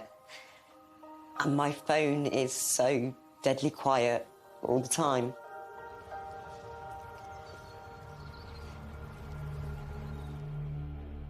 Whilst moving Jane's body, pathologists have discovered a tongue bar in her groin. The investigation then shifted from, is this a burglary that's gone wrong, to this is an old lady who's been murdered and seriously sexually assaulted in her home. That tongue bar was put into an evidence bag immediately. Everyone knew that this was potentially important. That went straight off. It was fast-tracked through the DNA lab. As detectives wait for the DNA results, upmost on their mind is that this might not be an isolated incident. One of our first lines of inquiry is to research cases of a similar nature, and we conducted a number of checks looking at anybody who was already convicted and in prison who could have been on day release for the same offence. But then this case was one of a kind. Not only the nature of it, but the brutal nature of it. Immediately, door-to-door inquiries begin. When officers initially attended the scene, they tried to identify people who would know Jane the last time that she was seen or spoken to. Officers investigate whether Jane had any enemies in the village. When we looked at Jane's past, there was no fallouts with anybody. There was nothing to indicate somebody with a vendetta, somebody with a grudge, any past history with anybody which would tell us this person has a long-running grudge against Jane and would want ill of her. But locals have their own suspicions. When the police first came, they said there was no sign of forced entry or anything like that, so it was obvious that it was somebody that she knew. And it appears that whoever stole from Jane took some of her most precious items. Her wedding ring and a necklace are missing, along with her mobile phone, handbag, and £200. But police find an item they suspect doesn't belong to her. Behind that bed, between the headboard and the wall, was a baseball cap found on the floor. It was a designer cap, something that didn't belong to Jane. The question police want to know is, whose hat is it? And did its owner have anything to do with Jane's death? With the post-mortem results in, it's apparent Jane has suffered a brutal attack. Really tellingly, she had lacerations, she had tears, both to her anus and to her vagina. The external injuries were really focused around the mouth and the nose and the upper neck area. Ms. Hings didn't have that many injuries on her body, but what there was told a story. There was a little linear graze, a scratch on her neck, and we know that her necklace was missing. It would certainly fit with somebody having pulled that necklace and it scraping across the skin. The most important thing that the post-mortem brought out in itself was that there was no natural cause for her to die. No natural cause for Miss Hings to be dead. In addition, there was some quite disturbing bruising around her jawline, around her mouth, something that really makes you think we have to be sure that this woman hasn't been strangled or smothered. Less than 24 hours after Jane was discovered, the fast turnaround DNA profile from the tongue bar is returned from the lab.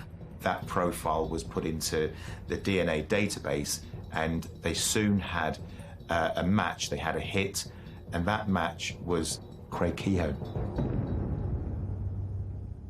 26-year-old Craig Kehoe's DNA was on file, as he was known to the local police as a petty criminal.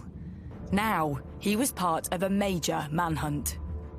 Craig Kehoe was a local lad. He grew up in the area. He still lived in the area.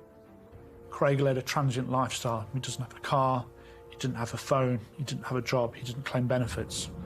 So trying to work out where he lived in the Fleckney area meant we had to do a lot of inquiries at a fast pace, but in a discreet way as well. Police managed to trace Craig to a caravan which was on the outskirts of Fleckney, but not very far from where Jane lived. Once we'd identified that he was living in a caravan, we sent officers there. Someone in the caravan! Police! Open the door! Police, open the door! Someone with the dark hair in there. And there was a slight standoff of about 30 seconds where the caravan was surrounded and Craig took some time coming to the door before he's arrested. Right, hands behind back. Right, at this moment in time, I'm arresting suspicion of murder. Arrest necessary for prompt and effective investigation. You don't have to say anything. May harm to face. Do not mention one question. Something which later will lie in the court. Anything you do say may be given in evidence. Do you understand everything I've said to you?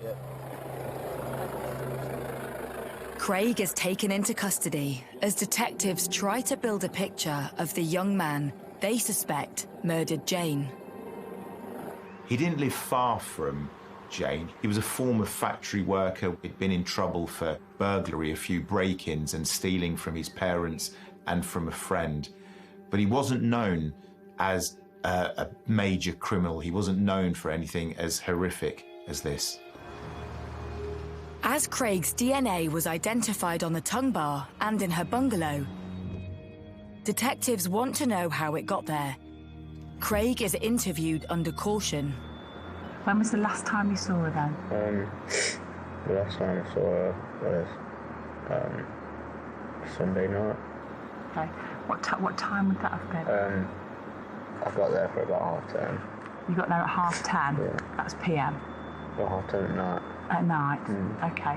So if we take from 10:30 at night then, through to when you left at 11, Yeah. tell me exactly in detail what happened. Well, I was watching the little film on the TV, and then she asked me to have sex with her again.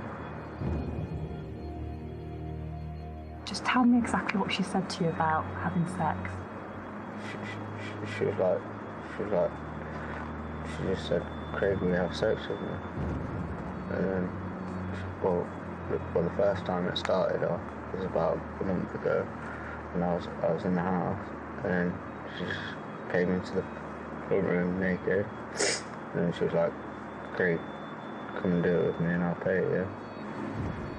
He offered the reason that his DNA was inside of Jane and inside the scene was because Jane had paid him for sex. Okay, and how much did she pay you? Yeah, she paid me £200.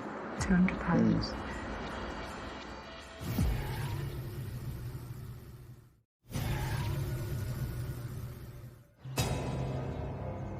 In the village of Fleckney in Leicestershire, police have arrested 25-year-old Craig Keogh on suspicion of the murder of Jane Hings. Do not have to say anything. May harm to face. Do not mention one question. Something which later will lie in the court. Anything you do say may be given in evidence. Do you understand everything I've said to you? Could this local lad really be responsible for the rape and murder of a 72-year-old pensioner?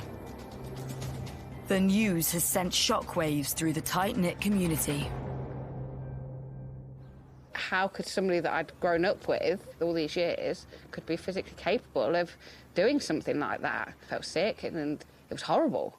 Like, who does think something like that? To such, you know what I mean? You hear about it, but she was an old lady. She was old. He was a young lad. Keogh has been taken into custody and is being interviewed under caution. With his DNA found on the victim and at the scene, detectives want to know how Craig knows Jane. And he has an explanation. I was walking through the village, and I saw this lady, and her shopping bag broke, and I helped her, and then I carried it to the house with her. Craig told us in an interview that he met Jane when he was down the shops, and that she asked him to pick up some shopping for him and offered him some money for it, and then asked him to walk her dog, Paddy, as well. But Craig alleges that it wasn't just household chores Jane was paying him for. And then another time, she's asked me to have sex with her for money. And it happened a month ago, the first time. And then she's asked me to come back a month later. And then it happened again. Key to the police investigation was the tongue piercing found in Jane's groin. Have you got any piercings? I got my ear pierced. Your ear pierced? Okay. Anywhere else? Yeah, my tongue pierced. Your tongue? Craig goes on to admit that he'd been with Jane the night she died, saying he arrived at her house around 10:30 p.m.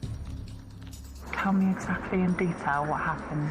Well, I was watching a little film on the TV, and then she asked me to have sex with her at the end, and she was like, "I'll pay you more this time." I was like, "Okay." I didn't think anything of it, and that was it really. And she said she felt sick, and then I left her.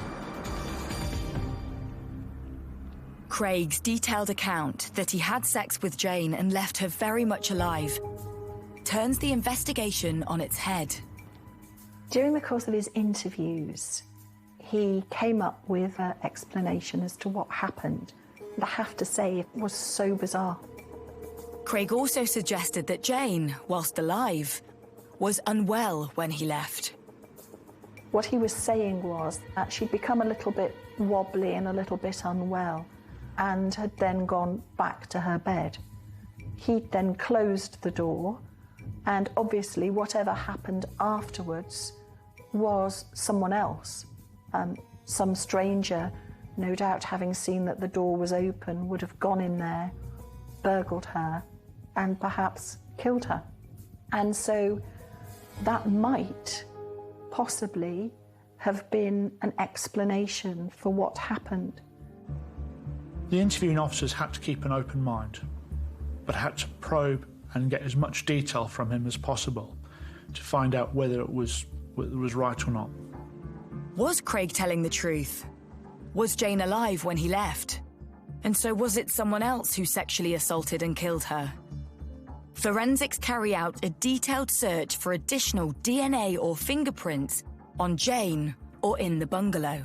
There was nothing else from the scene, from Jane, from the post-mortem which identified anybody else other than Craig. We'd had all of these things examined, and they only pointed at Craig Keogh and did not point to anybody else. With no one else in the frame, Craig's movements on the night in question are investigated. Craig had been on a night out in Oadby, a nearby town. I think it was between 8:30 he came in that night. Remember it well because Leicester City had played Liverpool on that night, so we had a fair few in. He stood out straight away because he had his baseball cap the other way around, and he was just bouncing up and down.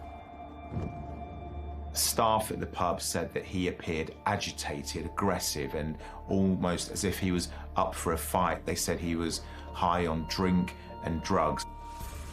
Now, this was crucially important evidence because in his interviews, he'd said that by 10:30 that evening, he was sitting in Jane Hing's living room in Fleckney, watching a war film and having a drink with her. That was a lie. He was out with his friends. We were able, by that process, to show that he'd taken cocaine, that he was offering to sell other people cocaine, and that he was complaining about how boring the evening was. As doubt is cast on Keogh's version of events, police trace his movements after he leaves the pub.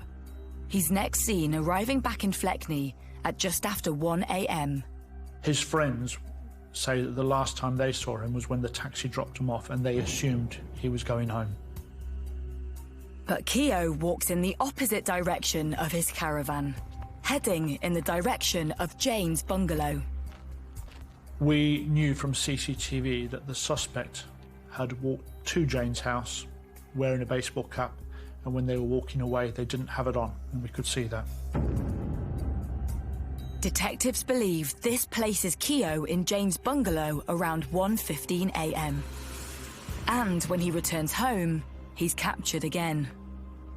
We see him going back into his caravan, carrying something. Now, he goes out again, and he returns out around 2:30 in the morning for another 15 minutes or so, and we are certain that he went back to Jane Hing's house in that period of time. We don't know what he did. The following morning, Craig is again seen on camera.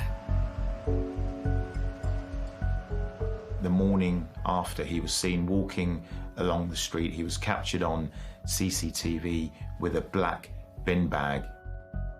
He's spotted again a few minutes later, but the bag has vanished. What did he dispose of? The police believe it was some of Jane's belongings, but a search of the area reveals nothing. This is HFM. It's 5 o'clock. This is HFM News. Detectives have been given more time to continue questioning a man on suspicion of murder following the discovery of a pensioner dead in her bungalow in Fleckney on Sunday morning. Officers also believe items were stolen from Miss Hings's bungalow in a black bin liner. They're appealing for villagers to check their gardens and outbuildings in case it's been discarded there. A post-mortem examination has so far failed to identify her cause of death. With help from the public and CCTV, police are able to piece together Keogh's movements 24 hours after Jane's death. Friends described Craig as splashing his cash, buying them drinks and himself a new tongue bar. He tried to get rid of Jane's jewellery in trying to sell it. He got rid of her handbag. He was trying to get rid of every last bit of evidence that would connect him to Jane. He went into Leicester city centre and he actually went to a pawnbroker's. He sold her jewellery for about £100 when the items of jewellery were valued around £1,000. With enough evidence that Keogh stole items from Jane and had raped her, detectives also believe they have a killer on their hands. But proving he murdered Jane was going to be their biggest challenge. So far as murder was concerned, we had no cause of death. We were unable to show how she died, whether it was deliberate or accidental, forensically at that stage.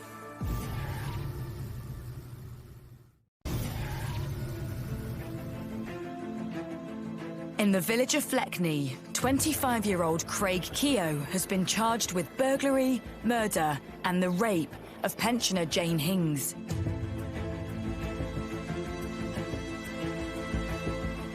The news that Jane was sexually assaulted in her home has been made public. The community were on edge already, knowing that an old lady had been murdered in her home, but then once the true nature of it came out, people were really worried. When I found out that information, it just floored me. It played on my mind all night. You know, a woman of that age, how, why could that happen? I'd say the villagers would be distressed because a majority of them are similar sort of age to Miss Hinks. And you know, and there's quite a few vulnerable people out there as well, and it obviously upset them, but also put a bit of fear into them as well, that this could happen on their doorstep.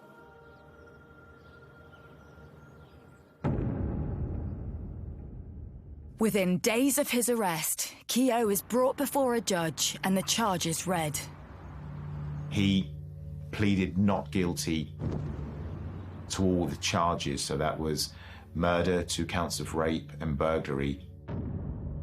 Keogh is remanded in custody and a date set for his trial. But the work of the prosecution is only just beginning. This was horrific violence perpetrated on a very frail old lady whilst she was still alive. And there was then the added complication of trying to prove how she died. So one of Craig Keogh's lines of defence actually referred to him knowing Jane Hings, and yeah, he said that she paid him for sex, and that was a reason that he went around and he claimed she was still alive when he left her bungalow on that night.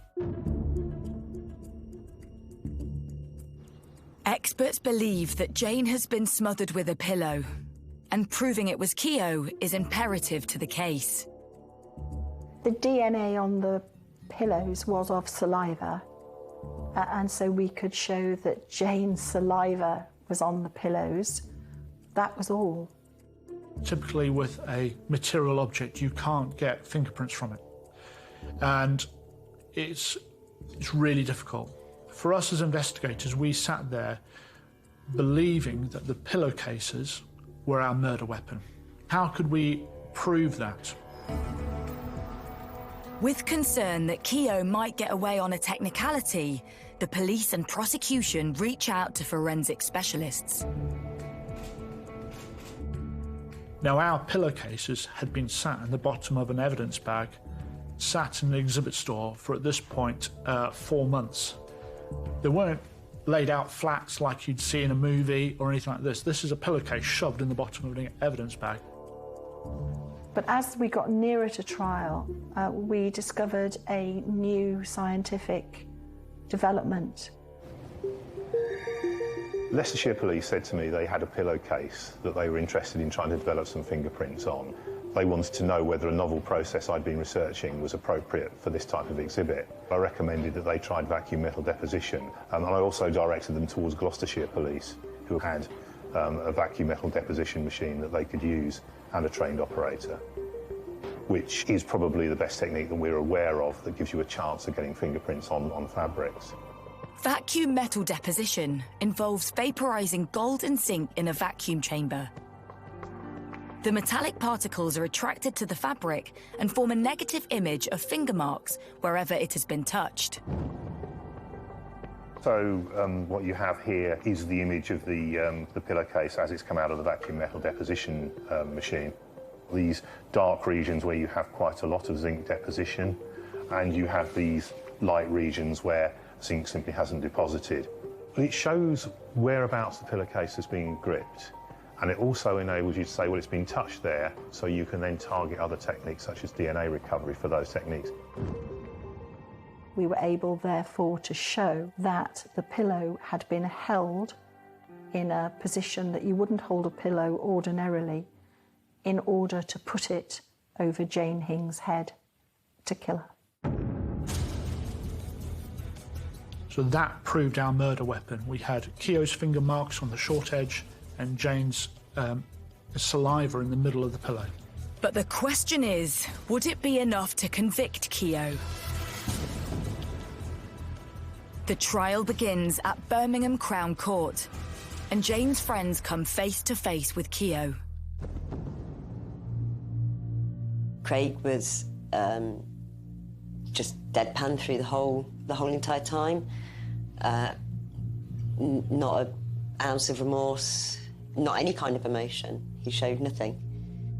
When Craig sat in the dock, he was expressionless. It was difficult to really see any signs of emotion. Obviously, Jane's friends are of her age, so are a lot older and didn't want to go and sit through all of that. So I went and sat for her. I didn't want Craig to think that nobody cared about her. I wanted to be seen that, you know, she meant something to somebody. Craig had denied all along that he was responsible for raping and murdering Jane Hings. In fact, his version of events was at complete odds with the prosecution's case, the police case. He had said that he had gone to see Jane to have sex. He said that they had watched a film together that night, a war film. Checks were made, and there was no war film on TV. It was a complete and utter lie. As the trial unfolds, the defence tried to paint a picture of Jane.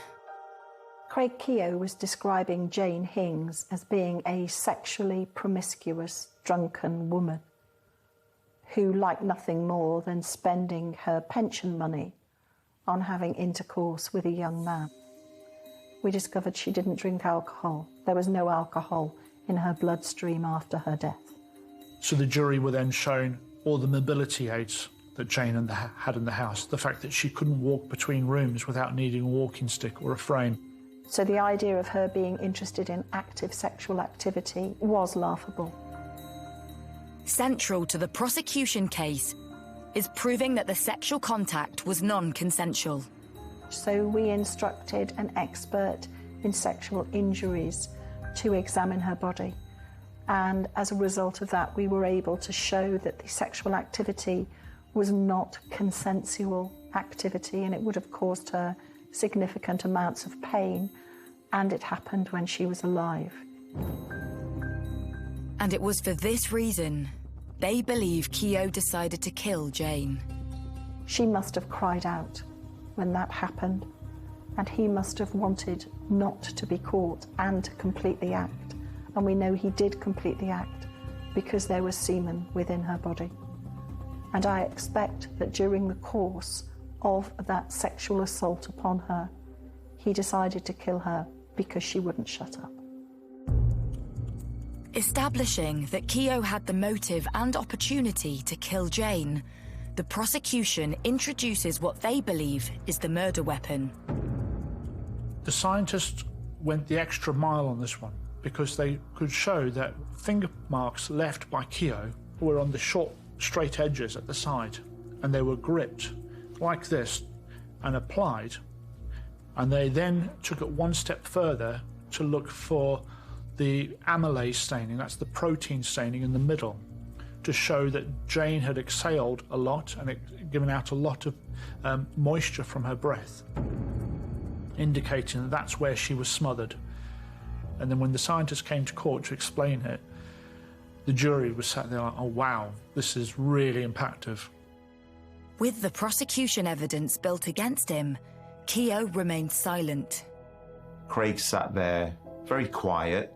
He chose not to give evidence. He chose not to be cross-examined by prosecutor, and he showed no remorse, even when the horrific details were read out of what he had done. Craig Keogh could not offer any evidence which the jury could look at and say that he was not guilty.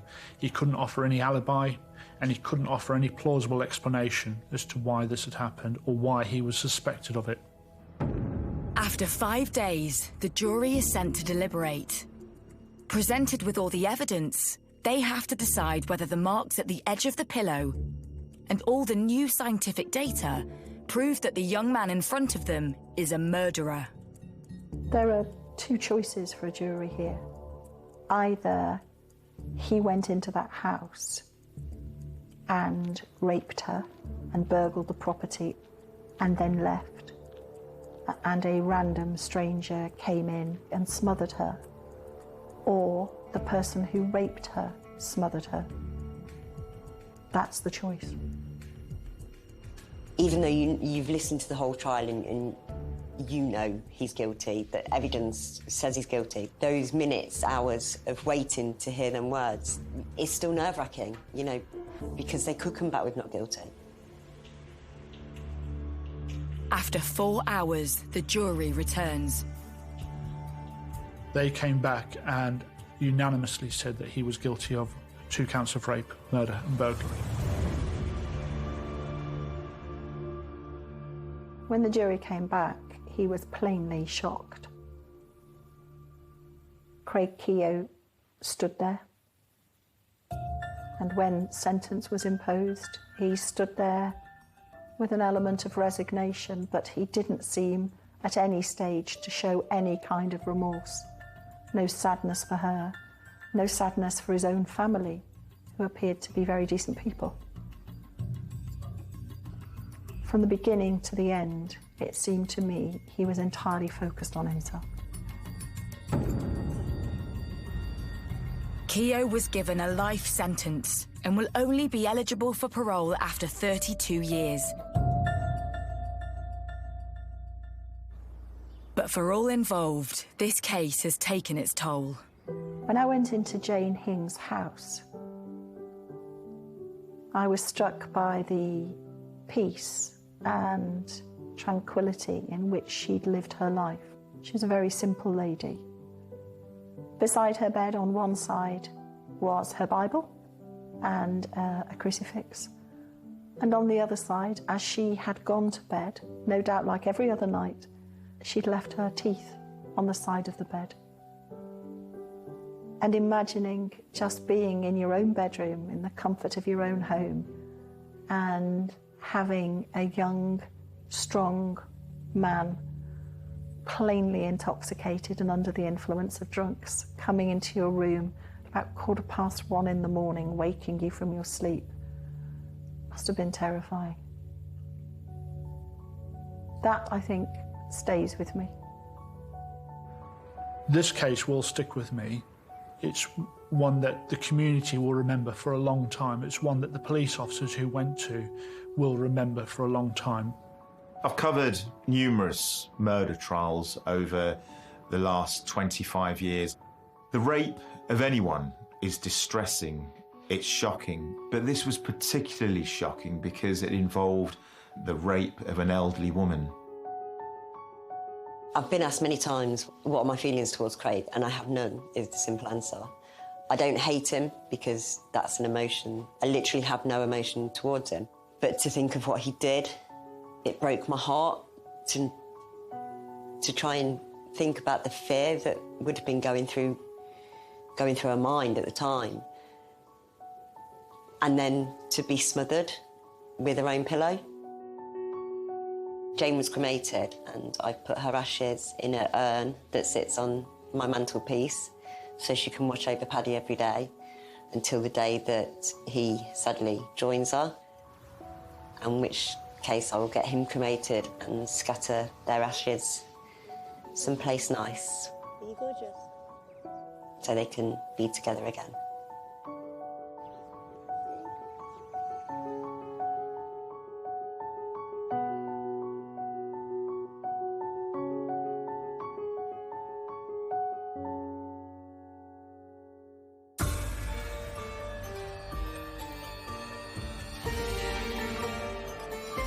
Stranger danger is rare but not impossible.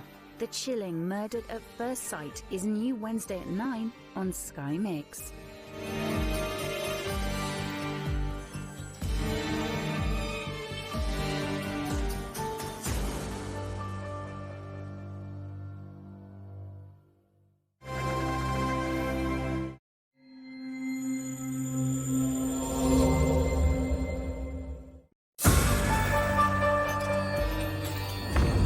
There'd been a fire in the Elizabeth Road area of Boston. Police discovered a woman, early 30s, in a flat on her own, dead.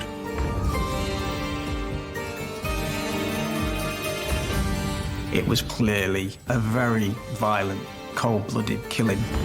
It was scary, not something you expect to happen on your doorstep. The people of Boston feared that there was a killer at large. We thought, is this to do with this gang-related thing? They'd just got her. They'd found out where she lived and got her.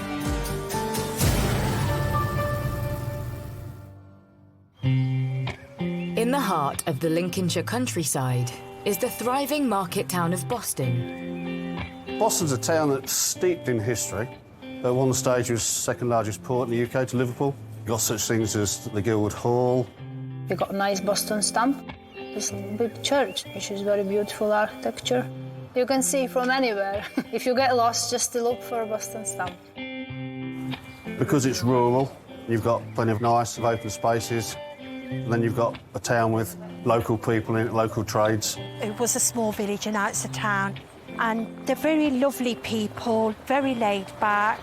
They have a very Bostonian humour about them. Anybody that comes past, it's always good morning. It's not like city life where they just ignore each other. No, we'll be sat on the doorstep having a cup of tea. An old woman or someone comes past, you're like, you all right, good morning? Yeah, you don't know him from Adam, but you just say good morning. Yeah. With its surrounding farmland, Boston has long been a draw for those looking for work. Boston is essentially the vegetable breadbasket of the United Kingdom. About a third of the fresh fruit and vegetable comes from that area in the whole of the UK. Farmers need, packhouses need X amount of casual labour. Boston doesn't hold that amount of casual labour, so that labour has to come in from elsewhere. And that's always been the case all the way back. In recent years, the town has been transformed by the arrival of workers from across Europe. Boston's changed incredibly over the last 20 years with the migration from the European Union. It's had the highest amount of migration for anywhere in the country. The first wave came from Portugal, but gradually as more Eastern European countries came into the EU, it was predominantly Baltic states, Lithuania, Latvia, and then Poland, and latterly Bulgaria and Romania. Many European people here.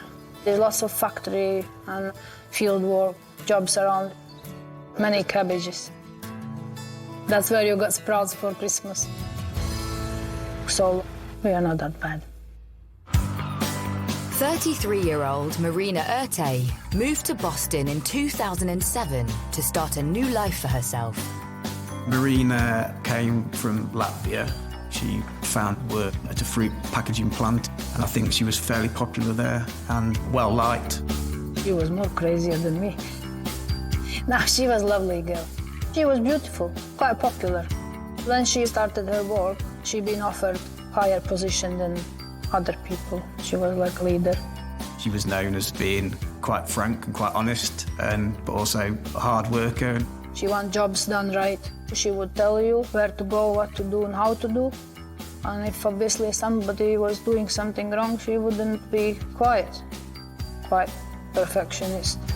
We were working together in the same factories, and we would go out partying sometimes, but I would say most of our time we would spend at the job. Me and Marina, we were similar in terms of career progression and temperament and wanting to improve, earn more money and create more comfortable life for us. Marina had settled into Boston, and with a steady job and a new group of friends, she met 33-year-old Gytis Griskavikas. She met Gytis in 2009. He came from Lithuania. He used to work with us at the factory as well. He was a very nice, intelligent guy, very friendly, very caring. And I just remember that he turned up at our door, taking her out somewhere. They were really happy, they were really in love. And they married quite quickly, I think, in 2010. They have a nice wedding, and she have a nice dress, and it was like a fairy tale, like a big love story. They loved each other, and they was really in love and happy. He was flying, and he had all the sparks in his eyes, and Marina, so yeah, they were in love. And it wasn't long before Marina and Gytis decided to start a family together. In November 2010, Marina gave birth to their baby daughter. She was very good mommy. She adored her little girl. She was always calling her little princess, always. Gytis, likewise, was also a good husband and a good dad. They were a normal, happy family. Sadly, the relationship between Marina and Gytis didn't last. But they both agreed to raise their daughter together whilst living separately.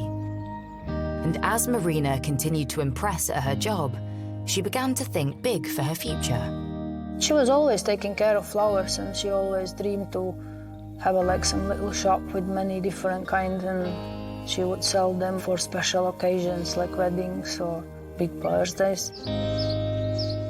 But in the summer of 2016, everything changes when one of Marina's neighbours calls an emergency engineer, believing there's been a gas leak.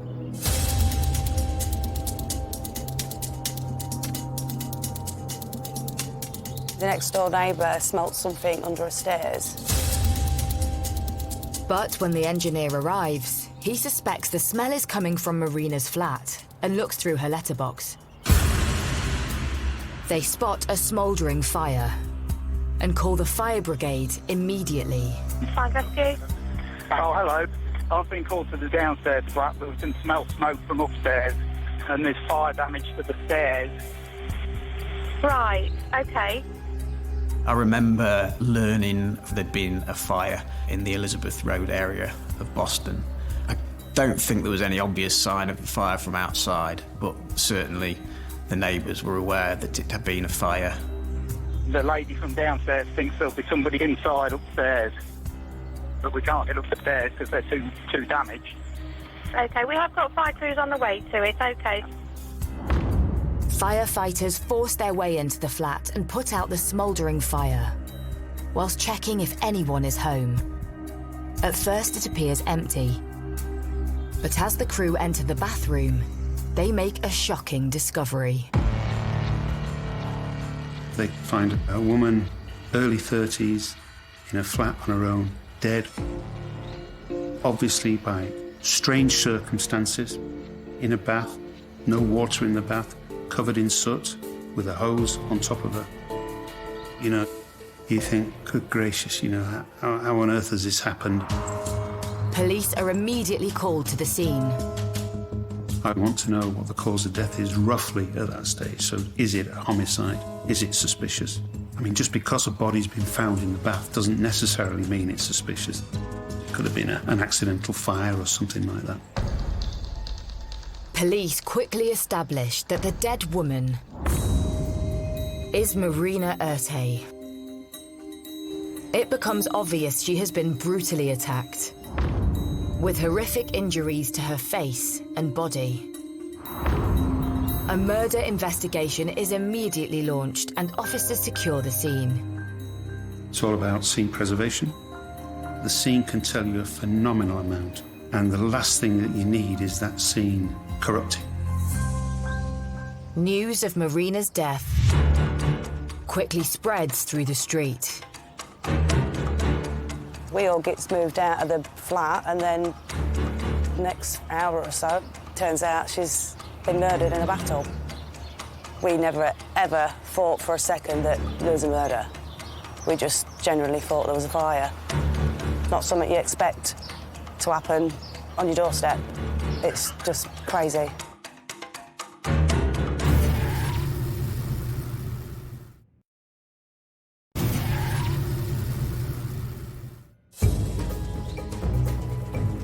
In the quaint market town of Boston, Lincolnshire, the usual tranquility has been disturbed by the sirens of fire engines, and neighbours on Elizabeth Road are stunned to learn that not only was the fire set deliberately, but that 33-year-old Marina Urte has been brutally murdered. The residents were shocked to learn that it was a murder because initially, like everyone else, they thought it was a fire. Everybody was in shock. You just didn't know how to get your head around it. There was always a police car parked just there on the side. Constant flashes, weren't there? Yeah. Forensic cameras, it was just unreal, wasn't it? It's just not what we expected at all. It is a quiet area, so for something like this just happened, I think it did shake everybody up, to be honest. When a crime like that hits Boston, it's very painful to hear. Some Bostonian people, they do feel afraid, they feel afraid going out. It just brings this grey shadow over your community. As Marina has been senselessly attacked in her home for no apparent reason, the community is on high alert. The people of Boston feared that there was a killer at large. It was scary. There was always that worry of somebody coming back. They could have potentially took more lives. It isn't long before Marina's family and friends learn of the brutal attack on their loved one. Someone texted me saying that the fire brigade and police is there, so she's been killed. I was in shock. I couldn't believe. It was my birthday, so obviously from very high happiness I went in deep sadness and proper shock. I thought, what? Is that really possible?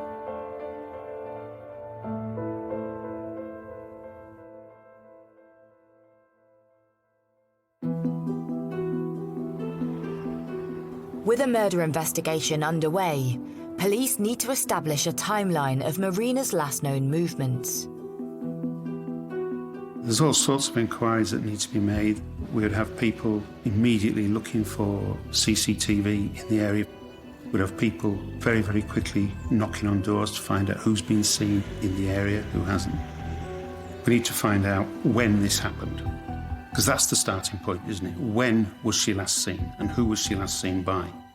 Also, where she worked, who she would normally work with, when should she have been in at work last? Officers speak to Marina's colleagues at the fruit packing factory where she worked and narrow the time frame on her last known movements. Police discovered Marina hadn't turned in for work 5 o'clock that morning. So clearly, whatever had happened before that time. And that's absolutely key part of the investigation. Back at the scene, police and fire experts examine the cause of the fire and quickly establish it had been purposely set after Marina had died.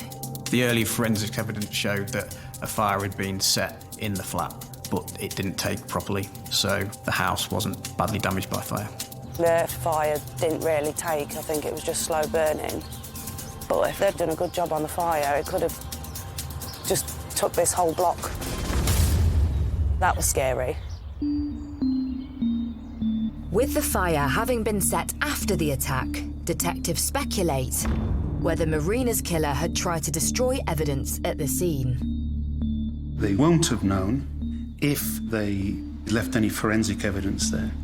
They won't have known if they left any fingerprints there. They won't have known for sure that someone didn't see them either going or coming back.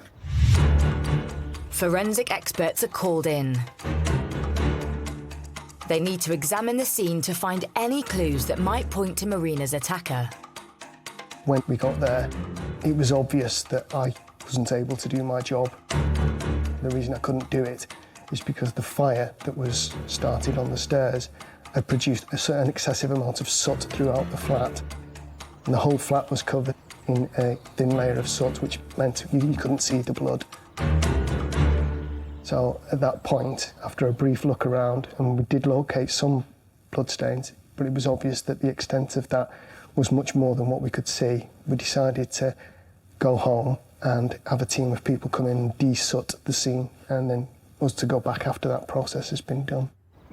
Forensics must wait until the thick layer of soot is meticulously cleared before they can work.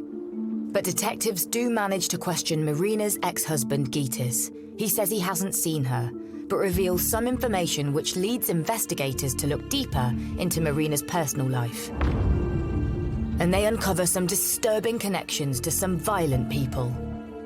Following the ending of a relationship with Gitas in 2015, she'd formed a new relationship. And it was quickly discovered that she had been involved in a very recent trial at Lincoln Crown Court. She had been charged with perverting the course of justice after her new partner was involved in a violent attack on another group of East Europeans. The man in question is 42-year-old Alexandra Kudryasov. Alexander, he worked at the same factory as well. Alexander was involved in what's it called, criminal activity and deviant behaviors and everything. He's got quite a rough background. Police found out that a new boyfriend had recently been sent to prison for 18 years for grievous bodily harm, dreadful attack involving knives. And Marina herself had been acquitted for conspiracy to pervert the course of justice in providing him with an alibi, only a matter of days before her body was found. Clearly, it was an obvious line of inquiry that her death might be something to do with those circumstances. Police want to know, was Marina's involvement in a gang dispute anything to do with her death?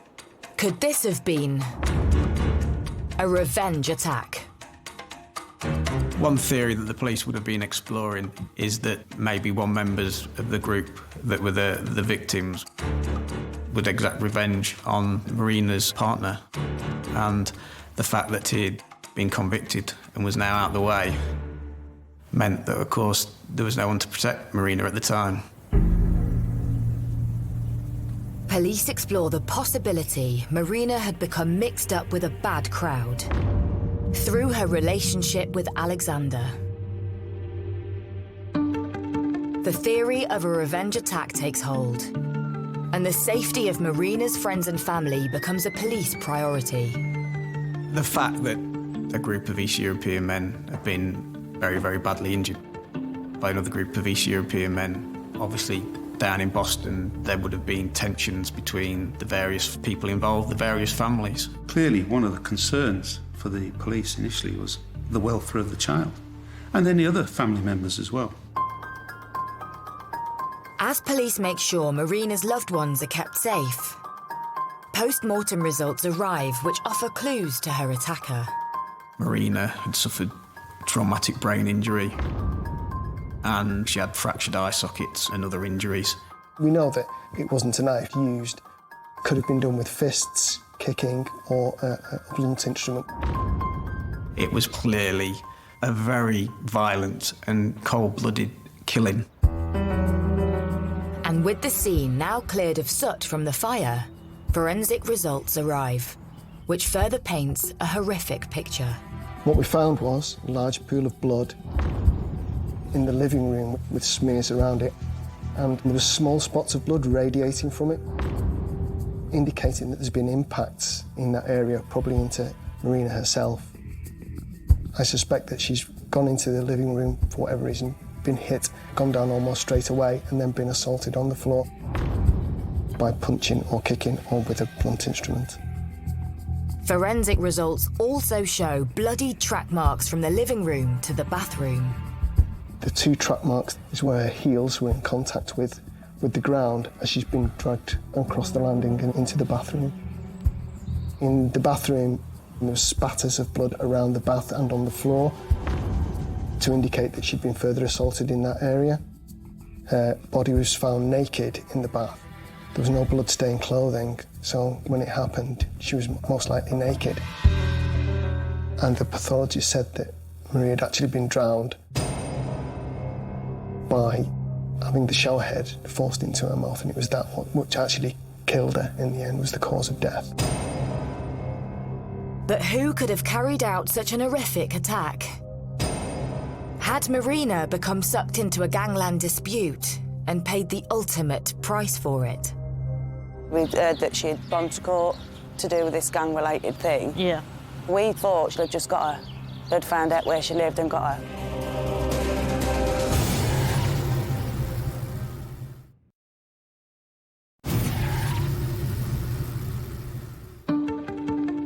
In the Lincolnshire town of Boston, police are investigating the murder of 33-year-old Marina Urte, who was found in her own home beaten and drowned in the bath. Her boyfriend, Alexandra Kudryasov, is in prison, serving an 18-year sentence for a vicious attack during a gangland dispute. Whilst he is ruled out as a suspect, there are suspicions that Marina has been murdered in a gangland revenge attack. After it happened, we used to see this really spruced up black car coming past. We kept thinking, oh, is this to do with, like, this gang-related thing? That's pretty much everybody's first thoughts, wasn't it? But police are keeping an open mind. It's the age-old adage, ABC of investigating. Accept nothing, believe no one, and check absolutely everything. If it was anything to do with the grievous bodily harm trial and Marina being acquitted of conspiracy and almost a revenge attack by perhaps those people that had been the victims in the first place, one would expect it to be almost tit for tat. Revenge is usually about, I'm going to give you what you gave to me. That's what revenge is. Revenge doesn't normally extend to attacking a defenseless woman in her own home, viciously and violently over a prolonged period of time. That, to me, was not a revenge attack. Police also suspect that the lack of a forced entry points to a different explanation. That immediately means to me, this is personal. That would be my first thought there. This is not a random attack. This isn't a burglary gone wrong or anything like that. This is personal, for some reason or other. Whoever did this to Marina knew her, and Marina knew them and had let them in the house. With this latest theory, police look closely at Marina's inner circle. One of the key elements is always to find out who saw the victim alive last. Police would have been looking to question those who were closely connected to Marina.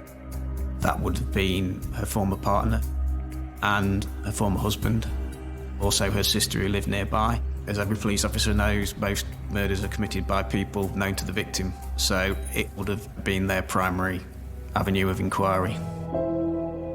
As Marina and her ex-husband Gytis had shared custody of their daughter, police question him about the last time he saw her.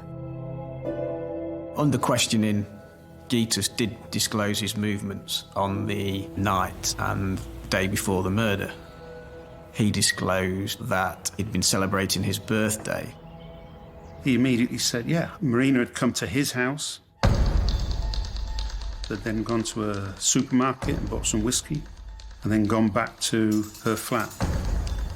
This would have been late in the evening into the early hours of the next day.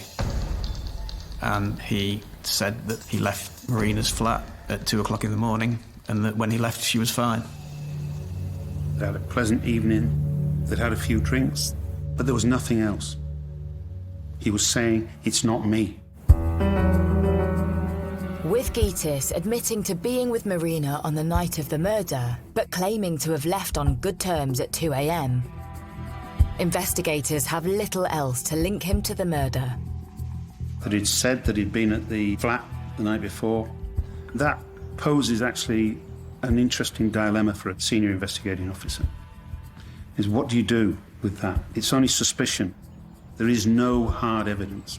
You are hoping you're going to find some hard evidence through maybe forensic examination of the scene, CCTV, or anything like that, but that takes a long time. Even without evidence against Gytis, police need to act fast in case he is in any way connected to the crime. As the senior investigating officer, it's your decision whether to arrest a suspect, and not only whether to arrest a suspect at that time, when you do it and under what circumstances. The senior investigating officer in this case took the view that it was the most advantageous way for the investigation was to make an early arrest. Gytis Griskevicius is arrested on suspicion of the murder of his ex-wife Marina. It won't have been an easy decision. There would have been a train of thought undoubtedly about, well, there's no evidence here that he's involved. There will have been opinions within senior officers, probably more senior than the SIO in this case, that he shouldn't have been arrested. We would know that we'd only be able to keep him in custody a maximum of 24 hours, and if no evidence came forward during that period of time, he'd have to be released. So it's not a straightforward decision. With the time ticking against them, police further question Gytis under caution. He gave the same story as he'd done before he'd been arrested, that he'd been there with Marina voluntarily, he'd left around 2 o'clock in the morning, and she was fine when he left her. But with Gytis now in custody, police can delve deeper into his life to find any evidence that might connect him to Marina's murder. Once we arrest him, the purpose of that is to enable the police to search the house, search his vehicle, search him, examine him for any injuries. On closer examination, officers notice an injury on Gytis's right hand, which he explains was caused by an accident. Despite the suspicious injury and Gytis being the last known person to see Marina alive, the police have no further evidence. And Gytis has been in custody for almost 24 hours. One has to make a decision. Have we got enough evidence here to charge him? Clearly they hadn't. Gytis is released on bail. The news obviously left question marks for people in the area. Was this the man? Had they caught the killer? Or was the perpetrator still at large? Police now move their focus away from Gytis and cast the net wider. They trawl through hours of CCTV across the local area in hopes to find anything that might lead them to Marina's killer. They would have trawled hundreds of hours of CCTV. CCTV examination is an art form. It isn't just a straightforward process.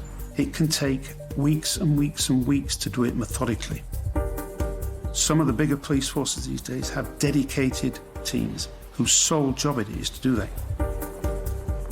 And after hours of examination, police find footage from the early hours of the 20th of May, the day Marina was thought to have been murdered.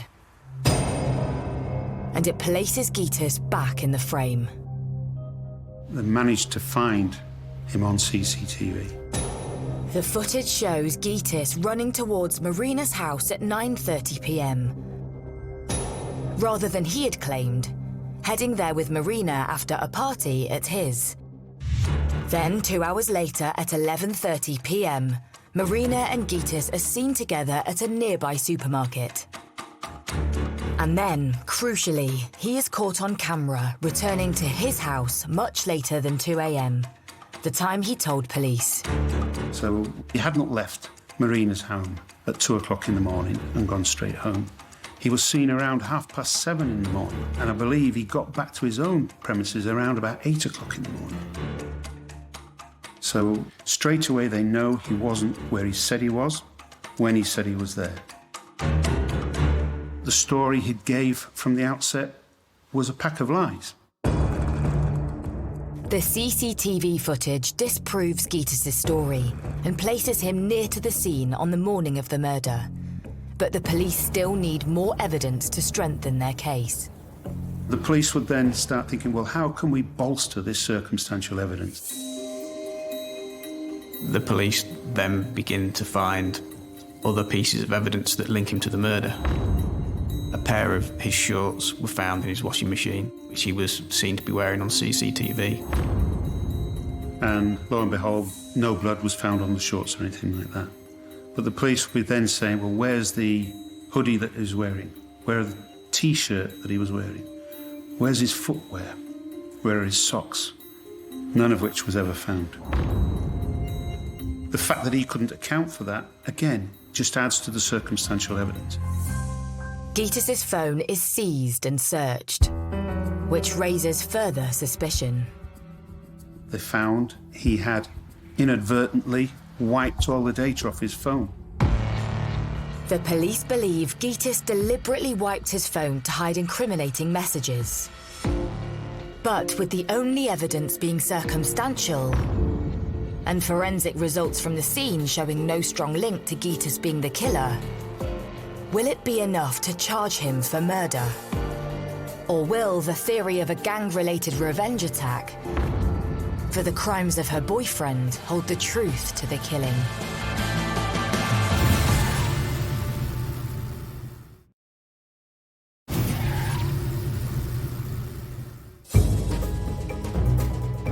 Lincolnshire police are investigating the murder of 33-year-old mum Marina Erte.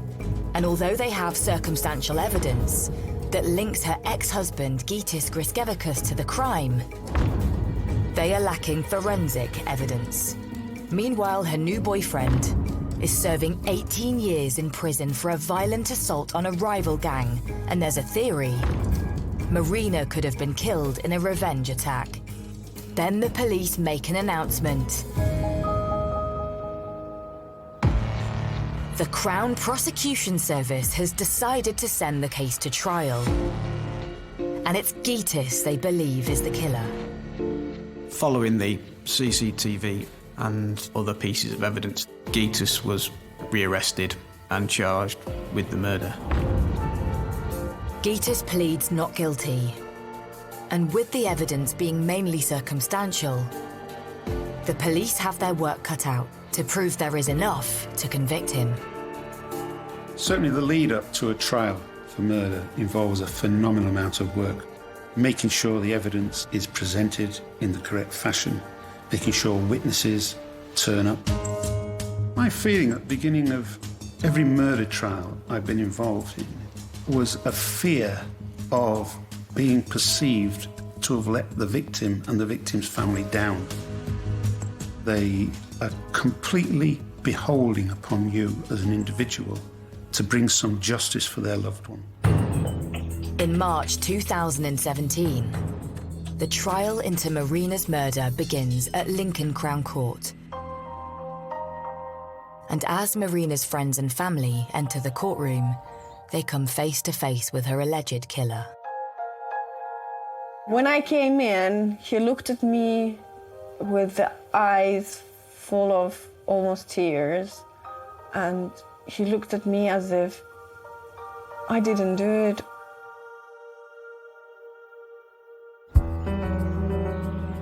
As the trial begins, Marina's close friends reveal to the court details of her relationship with Gytis. I remember she came to me when she was already heavily pregnant, and she was complaining that she's put on so much weight and Gytis is not happy anymore because she's not in the same shape as before. So I did notice that something was off.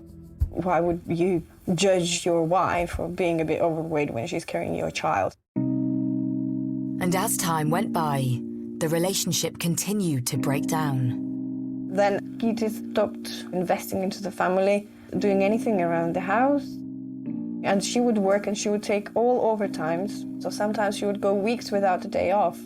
And she would mention to him, maybe you should work more, or maybe you should at least wash the dishes. Then he would turn it back on her and humiliate her in terms of the weight or how she looks. Marina then began to consider a life away from her husband.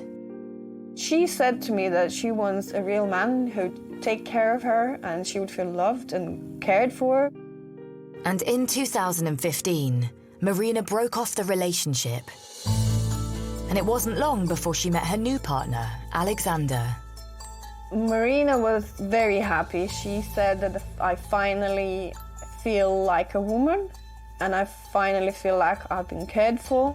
He gave me a perfume, and she said that over all these years with Gytis, he never gave her anything like that. She felt so much appreciated. And friends revealed to the court that Gytis did not take Marina's new relationship well. Griškēvikas was still besotted with Marina. They'd split acrimoniously, but he still harboured a desire to get back with her. And he hated the fact that she was now with someone else. He was described as being very jealous about the new boyfriend. I met with him a few times on the street, and he said, how could she leave him?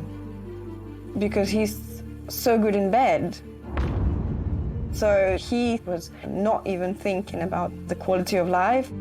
He was raging about if his size is larger than his, how could she swap me for someone else? But when Marina was arrested for perverting the course of justice, Gytis decides to use their daughter as leverage to get her back. When police come up and arrested her, she didn't have a passport, she lost the job, and she didn't have a place to live. She lost everything, and in that moment, he got the girl. She was praying and hoping that everything was gonna work out so she could then finally reunite with her daughter. When she was fully acquitted of any wrongdoing, Marina asked to be reunited with her daughter. But Gytis refused.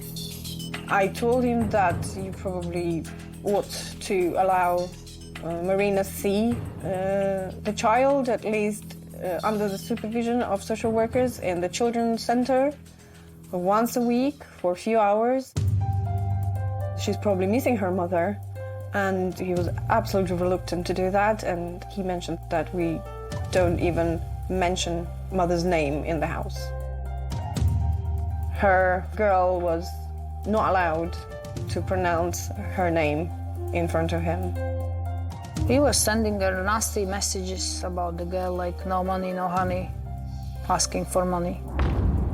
Then he was taking girl out from the country, which she supposed not to do, and then posting in a Facebook saying, oh, hello, we are here.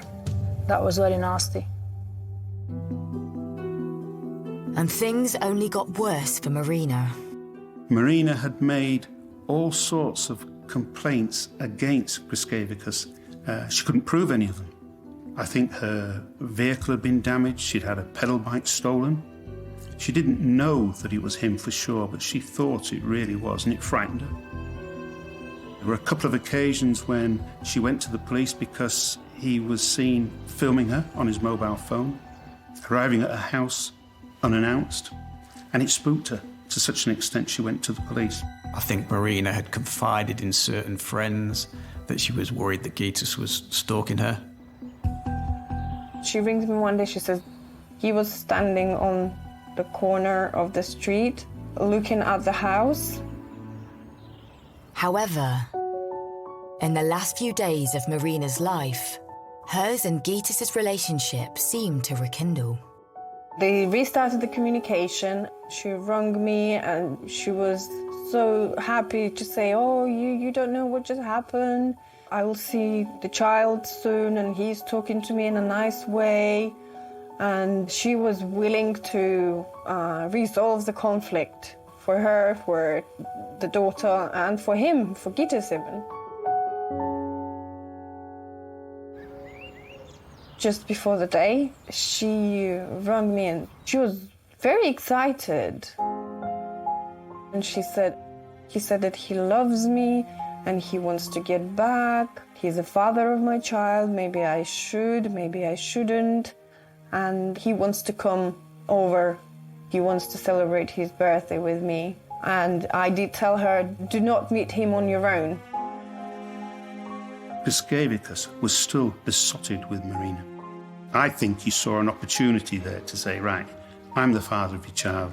This is my birthday. Let's celebrate together, give it another go, and rekindle our marriage.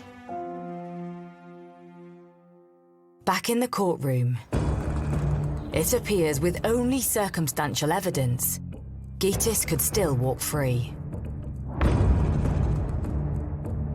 But then a new witness takes to the stand and flips the case on its head. This individual contacted the police and said this guy admitted to me what he'd done. He admitted to me that he'd murdered Marina, and then he admitted that he'd set fire to the premises. And I'm prepared to give evidence to that effect. After a grueling 2-week trial at Lincoln Crown Court, the jury returns its verdict. Gitas Griškevičius is found guilty of Marina Urte's murder. He is sentenced to life with a minimum of 23 years in prison. The guy came and gave his evidence, and obviously the jury took it on board, and ultimately, with that and with all the circumstantial evidence, unanimously convicted him of murder. He's got to spend 23 years in jail before he even becomes eligible for parole. That's a long time by anyone's book. But you know, he committed one of the most horrific crimes you can imagine. On the defenseless mother of his own child, my view is that he deserves every one of those 23 years. But why did Gitas decide to kill Marina? On that fateful night on the 20th of May 2016. I think it was about the fact that she was shunning his advances. Even though her new boyfriend was going to be in prison for 18 years, she still wanted to stick by him. He couldn't bear the thought of that. And I think he thought, well, if I can't have you, no one else can. I think Gitas was jealous and had been humiliated by the new relationship, and that was his motive for the murder. He'd taken the poor woman, battered and beaten, from one part of the flat to another, where he attacked her again, bundled her into a bath, and then drowned her with a hose. I mean, how callous and calculating can he get? And for Marina's neighbours, her killing still haunts them to this day. I always get the question, did you not hear anything? I'm like, no, I didn't. I'm like, so wish I did. It was in my mind for a very long time, thinking, why the hell could I not just hear anything? And then maybe we could have given her some hope. No matter how much danger I'd be in, I would have busted through the door and tried to help. 100%. If I'd have heard anything, I'd have gone straight in there and tried to help her. Even though I'd be putting myself at danger, I'd still help her, because nobody deserves to lose life like that. And for Marina's friends and family, with the case behind them, They are slowly coming to terms with a life without her. The biggest thing I miss about Marina is her liveliness. She was very, very positive girl, full with ideas, full with life.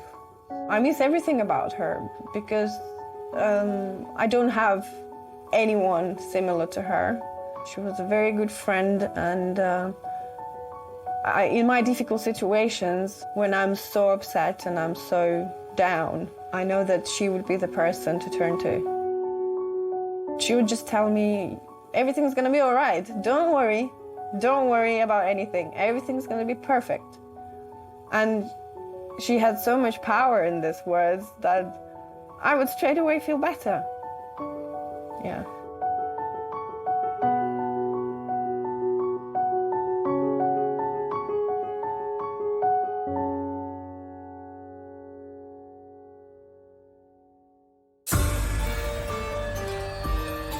Stranger danger is rare but not impossible. The chilling Murdered at First Sight is new Wednesday at 9 on Sky Mix.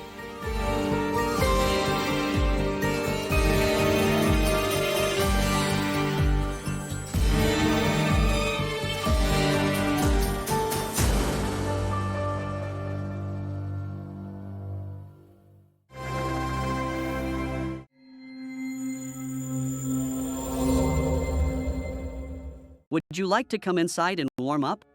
Despite living in extreme poverty, one day I extended a helping hand to a homeless mother and her daughter in the park. Although I could barely get by myself, I don't know why I did such a thing. Then, the president of the company I worked for suddenly passed away, and his younger brother, the vice president, became the new president. For some reason, I got fired and was left feeling hopeless. However, when I got home, the daughter greeted me with a sly smile, saying, "Welcome back. You've worked hard. My name is Alex. I'm a 29-year-old single office worker. My friends from school call me Lex. I think it's a cool nickname, but I'm not particularly cool myself. I look pretty ordinary, or maybe below average, with glasses and black hair that give me a gloomy image. I can be considerate of others, but I don't actively engage with people. Above all, I'm poor. As you can tell from my living conditions, I think my place is worse than a poor college student's. I live in a shabby apartment with rent costing only $130. The apartment technically has 2 rooms, but since there's no wall separating them, it's practically a 1 room. The bathroom and toilet are separate, but that's just because it's an old building. The kitchen is tiny, the floor is old, and the walls dividing the rooms are thin. While it's not like you can hear every sound, even slightly loud voices can be heard clearly. Privacy is virtually non-existent. Right now, I can hear a couple arguing next door. It's not just arguments, sometimes I hear their intimate moments, which makes it unbearable. Besides the noise from the neighbors, I can also hear the sounds of illegally modified bikes and loud music from open windows outside. So, during these noisy times, I vent my work stress in my room. I don't scream or shout, but speaking bitterly to myself at a normal speaking volume helps me feel a bit better. Expressing pent-up stress verbally helps lighten my mood a bit. Some people say writing it down is helpful, but I find speaking it out loud more satisfying. It's free and just saying it changes my mood enough. With the loud noises, my neighbors probably don't even notice, and since I'm not shouting, it doesn't bother anyone. But there's a topic that inevitably comes up at my age. It's what people call the marriageable age. Sure, I'd like to have a girlfriend. It's not something to brag about, but I've never had a girlfriend in my 29 years. Some of my classmates already have kids. But right now, I can't afford to have a girlfriend. Even if I did, I don't have the financial means to support her. The reason I'm living in such poverty is because of my student loan debt. And with my salary barely increasing, I'm living paycheck to paycheck. With just enough to support myself, starting a family feels like a distant dream. Even though I'm struggling, I'm known as a diligent worker who gets the job done at the company. One day, I arrived at work to find a group of employees talking. Wondering what was going on, my colleague James hurried over to me. "Alex, there's been an incident." "An incident?" I thought someone might have committed embezzlement, but that wasn't it. The president passed away suddenly. "What?" "But he was fine just yesterday. That's why it's a sudden death." The president, Mr. Bellamy, was a dapper gentleman with a distinguished look. He always walked with a straight posture, looking sharp in his suit, and seemed like a hard-working man. I'd seen him around the office several times, always looking sharp and steady on his feet, making everyone believe the company was still secure. So, we all thought the company was in good hands. Who do you think will be the next president? Well, it's probably going to be him, based on the hierarchy. Him? The person James referred to, him, was the president's younger brother, Robert. Robert occasionally came to the office, but neither I nor the other employees had a favorable impression of him. Why is he even the vice president? Because Mr. Bellamy was kind-hearted and couldn't abandon his family. But still, does he even do any work? This question left me at a loss for words. Ultimately, Robert was appointed as the new president. It made sense. They couldn't leave the president's seat vacant forever. If that happened, other companies might look down on us, and some might even try to take advantage of the situation. Even so, we were filled with anxiety knowing that Robert would now be running the company. This was because Robert had hardly been involved in the company's operations until now. I doubt he even understood how the company functioned. Normally, if you're going to become the president, you'd at least study management, even if only superficially. Our company may not be huge, but it still had a fair number of employees. Supporting all their families requires a serious commitment. Even though he held the title of vice president, Robert didn't actually do any work. Apparently, other employees had seen him frequently engaging in gambling. These activities might be fun when you're winning, but they cause significant losses when you lose. And once you've experienced a big win, it's easy to fall into the trap of thinking, next time for sure, and keep pouring money in, ending up in a downward spiral. Knowing that Robert, who had been doing such things, was the new president made us very uneasy. But there were more reasons to be worried about Robert. Oh man, I'm only feeling dread. James? I mean, there are rumors he messed up at his previous company too. Messed up? You mean he had trouble with his boss? Exactly. This was a well-known story. Robert was known for his temper and had gotten into trouble with his boss at the company he worked for before this one. And this happened just 6 months after he joined. At first, I couldn't believe it. These days, people usually brace themselves to endure the first year at a new company. Quitting after just 6 months seemed incredibly selfish. And then Mr. Bellamy, who was kind, gave his poor brother the vice president's seat. But he probably tried to make him work, too. Even if he made him do vice president's work, it wouldn't have been much good. Yeah, true. I hope he becomes a bit more responsible now that he's president. James's hope was unlikely to come true. People don't change that easily. Up until now, Emma from accounting had been handling most of the company matters. Emma was well known but shrouded in mystery. None of us had ever seen her or knew what she looked like. However, it was also well known that the former president had immense trust in her. She was always holed up in the accounting room, practically a legendary figure we never saw. I had only ever spoken to her over the phone. With Robert taking over as president, I wondered what would happen to Emma, but there was nothing I could do as just an employee. However, my worries soon became reality. Robert's policies, announced during his first address as the new president, left us all in shock. I'm the new president, Robert. I don't know how my brother ran things, but now that I'm in charge, there will be no more leniency. Anyone who doesn't follow my policies will be fired without mercy. It was an arrogant and high-handed speech, and the longtime employees clicked their tongues and muttered things like "stupid brother." From now on, every morning meeting will include a numerical target. Anyone who doesn't meet it will face a pay cut. Work hard and be prepared. Although I didn't say it out loud, I screamed "what" in my mind. Setting goals is fine, but reducing pay for not meeting them is sheer tyranny. Listen up. Speed, judgment, and decisiveness are essential in work. Don't drag your feet and try to rack up overtime pay. That's easy for him to say, but there are often situations where overtime is unavoidable. That's just how the workplace is. But perhaps because he was clueless about actual work, Robert would yell at the top of his lungs if the work was even slightly delayed, making him unbelievably unreasonable. Because of this, my stress was building up every day, but I just endured it. That day, after working all day, I declined an invitation to a drink with my colleagues and headed straight to the cheap supermarket near my apartment. This supermarket always had great deals for the local poor students, but just before closing time, they added extra discount stickers. Perhaps it's the supermarket's way of ensuring they sell all their prepared foods by the end of the day. But I didn't hesitate to put several heavily discounted prepared meals into my basket. I also bought a salad marked down by 80% and left the store. Swinging the plastic bag I used as a reusable shopping bag that was about to get holes from overuse, I headed home. On the way back, my attention was drawn to two women huddled together on a bench in a small, dark park. At this late at night? If it had just been two women talking in the park, I would have ignored it. But something about them seemed off, so I stopped and stared at them. The two women looked like they were mother and daughter, judging by their similar faces.